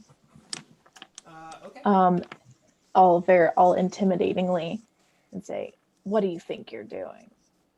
And I am attempting to intimidate him. Okay. Roll I don't really know what intimidation. my goal is here. I've never been an intimidating character. I don't really. Oof. What was that? That's a 12. 12. Only like a little scary. Uh. Oh wait, I have bardic inspiration. Can I have bardic inspiration to that? Your Sure. marker. Your blue marker. Oh, it's my blue marker. That means I add 1d8. I rolled 2. That's a 14. It's a 14. He says, "Guys, it's just me. It's Benetarius." Mm-hmm. Gonna be honest, bud, you're not convincing me. Go ahead and roll insight. Just those guys? Everyone. I don't want to roll. Oh. Wisdom based Nat one. Nat 17. 9. 14. It looks a lot like Benetarius. It's really strange that there's another instance of Benetarius. I mean, like, it's just Benetarius. He's went through you. He cast a spell. You know it's Benetarius, right? So I did successfully ungag somebody, right? Yeah, I'm assuming you ungagged Methuselah. Okay. Yeah, probably should ask what's going on. That's the We plan. just made a lot of assumptions. You can ask other Benetarius. I don't know. It was Nat- sus. He was backing away. Yeah, Didn't he was answer our sus. I agree. I questions. saw him vent. It has to be. All right. Whose turn is it? Rory. Excellent. Hello, Brother Methuselah. It's so great to see you. What are you doing here? What's going on? Well, I was called here by a letter to attempt to kill this beholder, but then it turns out a doppelganger of the High Wizard over here led us into this and helped the beholder capture us. I think he's just holding us for our magical abilities, kind of as trophies. And I'm gonna untie Brother Methuselah. Okay, Brother Methuselah is untied, and he stands up. I'm gonna go ahead and roll initiative for him. See when he goes. He has really bad initiative. It's Aw, the buddy. creaky joints.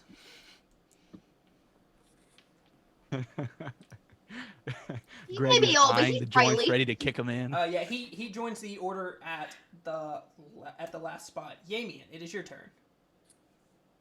Mr. Methuselah, it is begs upon me at this time to tell you that currently this beholder is our friend, and it would be most wise of us not to do anything that could harm him until such time that we decide it's not time for him to be our friend anymore, or an hour. Good. In that case, I'm going to ungag and untie young Benetarius, Okay. the corrected, Yeah. the non-doppelganger. You untie the other kobold. He is also just gonna join at the end of initiative.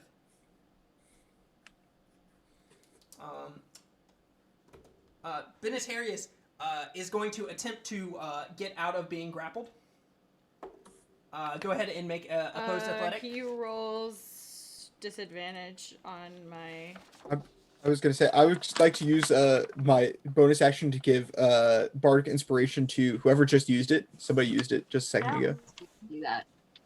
I I'm a would like terrible to bard. use a use of bardic inspiration to subtract from his athletics. I don't remember who it was, but Rory used it earlier, so I'm do you gonna give want Rory to a go bardic ahead inspiration, and and it's gonna be give opposed athletics? Go.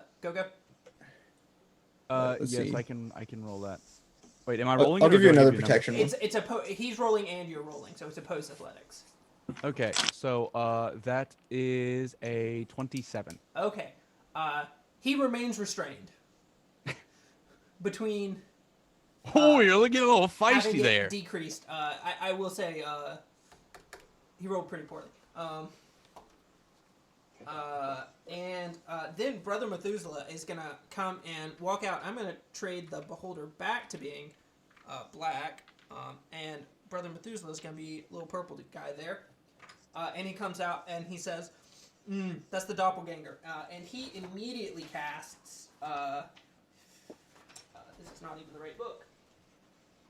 No, this is the right book.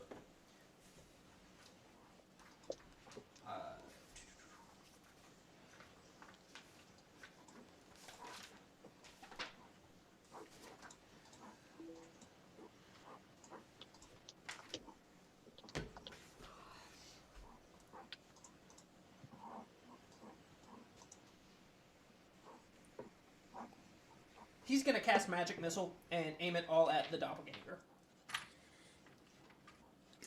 Good. And he does a total of 9 damage to the doppelganger. He's almost through. The hit points the doppelganger has from an inspiring talk that he got earlier. Oh no! Okay. In that case, second Benetarius is also going to step out and attack the doppelganger again with a magic missile, and he's going to do 10 damage. Doppelganger not looking great at this point, still looking like Benetarius. Go, it's your turn. I'm gonna be honest, bud. It's not looking too good for you. So what am I able to do while I'm grappling somebody? I guess I'm just committed to it, unless if I want to drop him. I guess I could also do a spell that doesn't require hands or something. Yes. Okay. You can continue to grapple. Okay. Gogo is going to continue to grapple. Is anybody missing Bardic Inspiration? Did I use mine? I do not have one at the moment. You do or do not? Do not? Okay. Then Gogo is going to... He's going to Healing Word himself as the action, Okay. and then give Combat Inspiration to Polly. So Combat Inspiration... Or what? Go ahead and roll Wild Magic. Gotcha. What is combat inspiration exactly? I rolled a 17 for the wild magic. So combat inspiration is a creature that has a bardic inspiration die from you can roll that die and add the number rolled to a weapon damage roll it just made. Alternatively, when an attack roll is made against the creature, it can use its reaction to roll bardic inspiration die and add the number rolled to its AC against the attack. After seeing the roll, but before knowing whether it hits or misses. And I'll just go ahead and heal myself.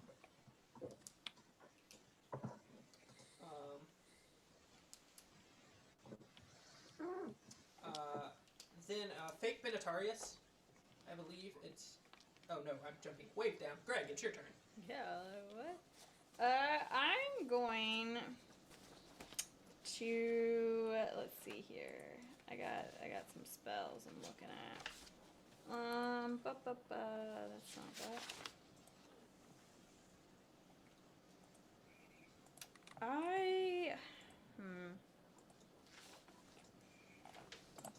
I'm gonna ask him and try to persuade him. What is your deal here? Yeah, go ahead and make a persuasion check. Yeah. 14 plus 11 is 25. He says, "Look, I just bring them here for the beholder."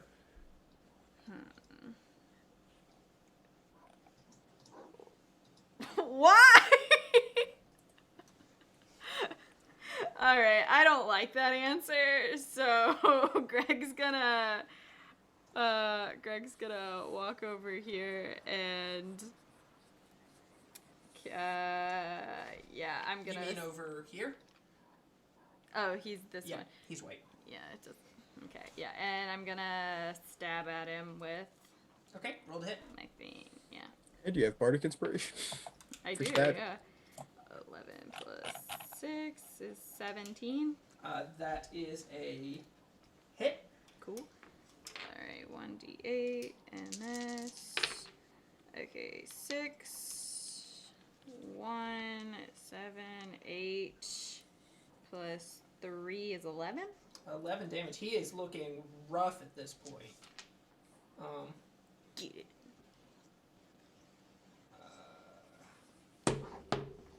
Cool. And Polly. I'm still holding the crossbow in his face, right? Yep. Stab him with the longsword, shoot him with the crossbow. Okay, roll to hit. That would be Lethally or unlethally? Execute him. Kill it. Could choose to knock him lethally. out, or It's you pretty could clear choose what to he's kill him. done. 17 longsword and 13 crossbow. That's a hit and a miss. All right, You can and use the longsword is 7 plus 1, 8 slashing damage. He's dead. Yeah! I like the idea that you tried to shoot him afterwards and missed. you stabbed him through, and he crumples to the ground, and you shot where he used to be. Oops. Well, that was It was can't a feel too good warning about shot. that one. Just a little late. Well, I'm glad that we could rescue you. Is there anything else we should take from this place?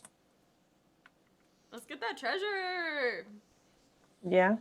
Wait, there's more rooms. Yeah, wasn't there another room behind this one? There There should be. Do you know anything more of any other rooms, Benarius and good brother? Brother Methuselah is like, yeah, all the treasure in this room, it's all fake. It's all fake treasure. You're gonna have to go through on the side room. There's the real treasure room in there. Good thing we didn't listen to Greg. Real treasure. Greg, notice that. Pretends like they were going to the extra room all along. Yeah, I can knew we see that. the extra? I mean, it's over on the side. It's kind of hard to see, but once it's pointed out, it's. Now that Greg has assessed the damage, that there's a dead body right here that he used to think was an ally, and Brother Methuselah, I feel like you trust innately though, is the thing. So I don't want to be I'm suspicious now and think you're gonna lead us to a trap. But Danielle wants to double check. But my insight's so bad, it's fine. Okay, yeah, roll an insight check. Okay. Yeah, 20, baby. Nah, it's a 10. I mean, as far as you can tell, it looks like Brother Methuselah. I believe him. That's Brother Methuselah. Let's go.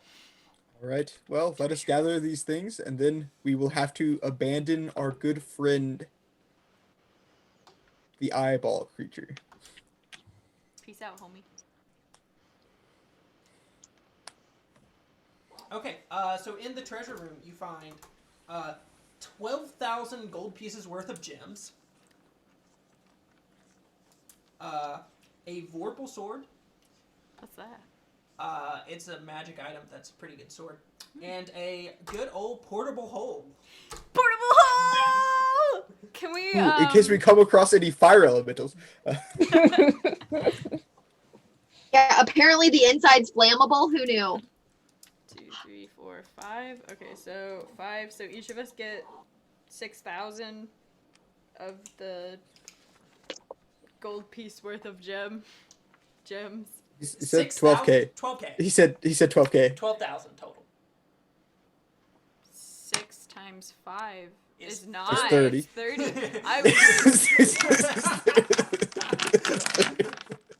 Danielle, you were long one day. out of 2 math majors on the call. It's been a long day. All right. I was Before we thinking, divide this up, I believe that sword would best be in the hand of our good friend Org Gor Goror Ogor. Well, if nobody has any particular qualms against it, What? it's the sword of ringing. It's a Vorpal blade. Vorpal sword. Vorpal. It is. I believe it's a +3 weapon. And I'll sometimes- look it up And on it has Aurora. lots of That's other. It's got other things. It's Yeah, kind of a it's got classic other D&D item. It's a classic. All right. In that case, before we split up the gold, we might as well do that once we're away. We don't want to disturb our hospitality, and we've only got like 40 minutes left of friendliness. Yeah. Yeah. Okay, so- y'all have the gems. I'm just gonna assume y'all now have the portable. Who grabs the portable hole? Greg, I take it. Me. Um, What a great way to carry gems as well. Okay, so here's the way I understood what the plan was. We're gonna move all the columns so that the ceiling caves in on the room with the behemoth in it, right? Yep. Okay. Chris, about how And- tall is the ceiling? About 25 feet tall. Okay. All And right. as a secondary precaution, say, good buddy manages to not pass away in this, the caving in of the roof, and he happens to come towards us. What is the secondary plan of action? I Do believe we want to, we kill him. well, But here's what we can do. We can close the door by removing some of the things from the puzzle. Right? We have the Okay. puzzle room that opened the door. So if we remove some of the stuff from the puzzle, the door will close. Presumably he can open it from the inside. So I don't know if that'd be useful.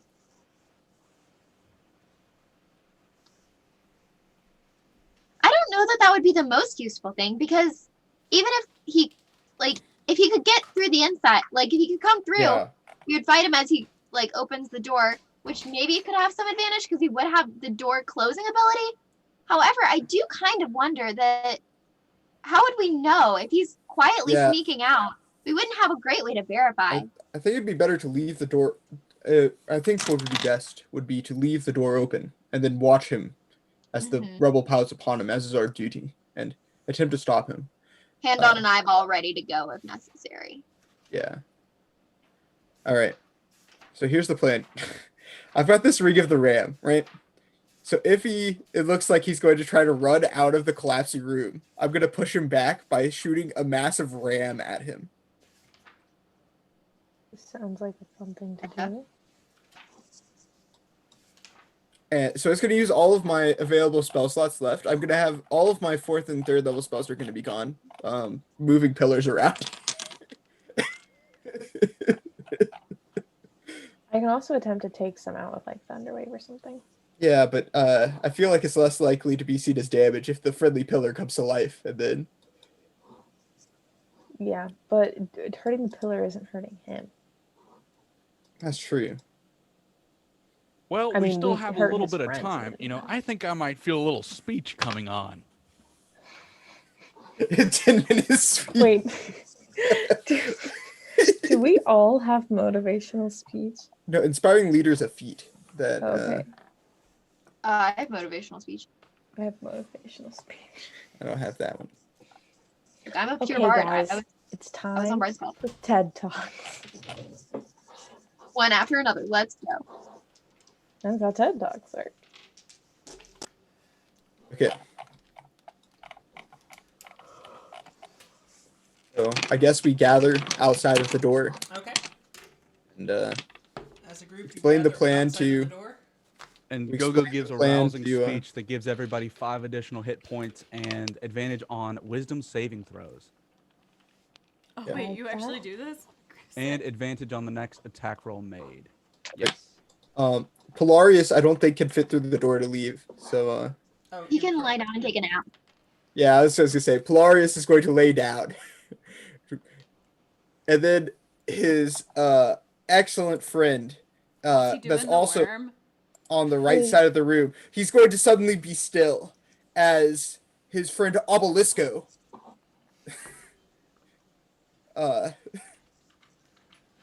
Didn't you say they could walk into the lake? Like, what if they walk into the lake, Well, I'm like worried between him and us, ooh, and then they're like a slight barrier. Like they might be able to like block him a little bit. yeah, I'm worried. I was thinking they were going to stand up straight in the lake because the lake's slightly lower, but then I realized that they might catch the ceiling as it falls, and they would at least fall like a little bit. So they're gonna have to lay down, and if the lake's like shorter, then it won't really matter. Can they lay down and roll into the lake? Oh, that's a good idea. They're gonna roll into the water, Okay. These and then two- Obelisco is going to go and roll down, and then How's that roll working out for you, Chris? It's working great. I don't know what you're talking about. our final friend, Monolithus, the monolith, is going to go over and roll down the hill as well.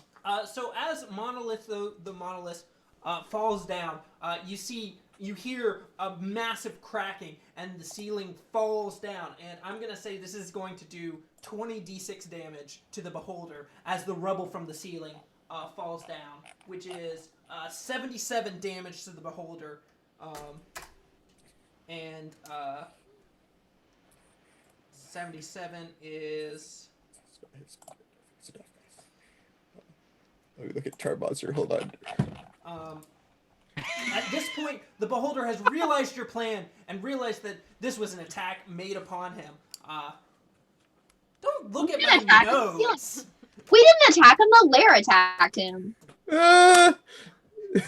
I moved the columns out of the way. He watched them dance into the water. Yeah. He watched you cast a bunch of magic on the columns, and then the columns danced into the water, and then the ceiling fell on. I mean, you could definitely define it as do anything harmful to it. Like if you. Yeah. So I'm gonna say since Yamian has to command these, we're gonna jump back into the initiative order right after Yamian, which just so happens to be. What? Perfect. It's after 11. I know, I'm trying to Yeah. finish this up really quick. Which just so happens to be Brother Methuselah. You see this powerful mage goes ahead and casts a 9th level spell, Time Stop, giving him 3 extra turns. And on those 3 turns, he is going to go ahead and cast Firebolts at the beholder through the rubble. That's a hit. That's a... At like level Hit. 8, I guess? And that is also a hit. So he's going to hit 3 times, doing a total of 12d10 damage.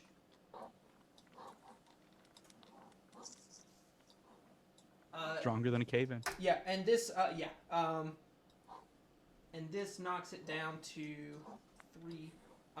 It is looking incredibly hurt after this happens. And then Benitarius casts Magic Missile. Once. And then Vegetarius casts Magic Missile. It does 3 damage. It does Death by 1,000 cuts and a lot of an rocks. additional 9 damage. Death by a cave-in and a massively powerful wizard and some dude. Back to the top. at Go. level It's 1. your turn. Oh, it's Go-Go's turn.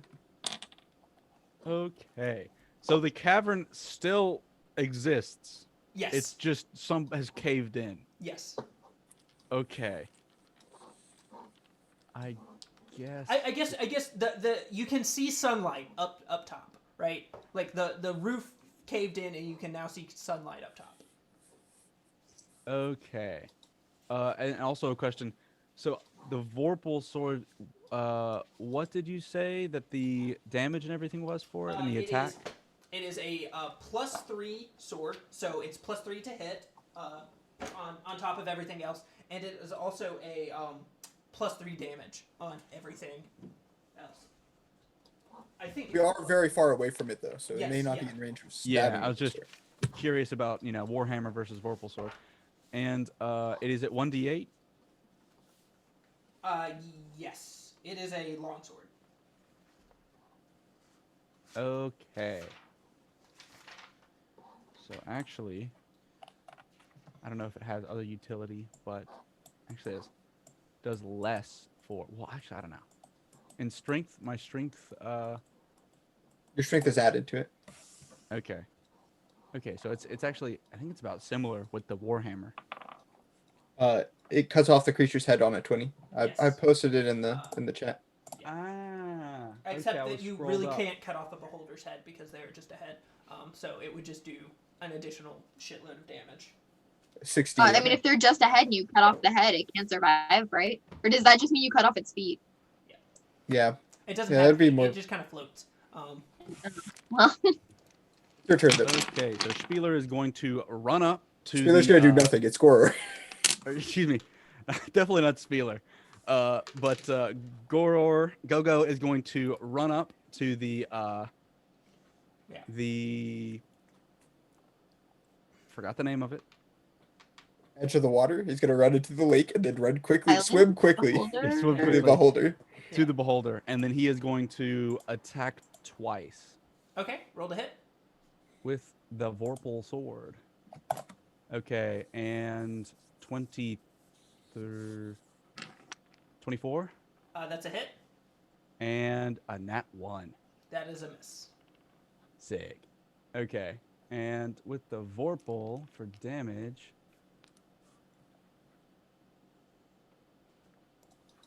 It's 1d8 plus 3 plus your strength modifier. 2 plus 3, 5 plus 3, 8. 8 damage. 8. Actually, I haven't been adding my strength to my attacks, so I am dumb. Okay. Greg, it's There. your turn. Okay. Bonus action heal himself. Well, actually, who else is looking rough? He's gonna bonus action heal someone too. I think I have 35 hit points. Anybody below 35? Okay. Okay, also roll wild magic on the heal. Gotcha. 14. Cool. So 9 is how much healing you get. Cool. 9 heals. What are you going to do? I'm going to cast Dissonant Whispers.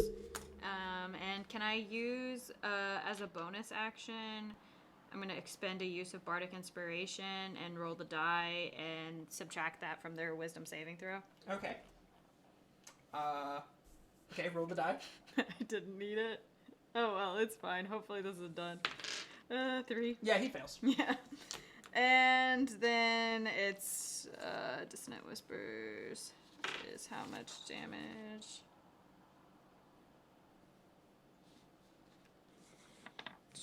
$3d6. Okay.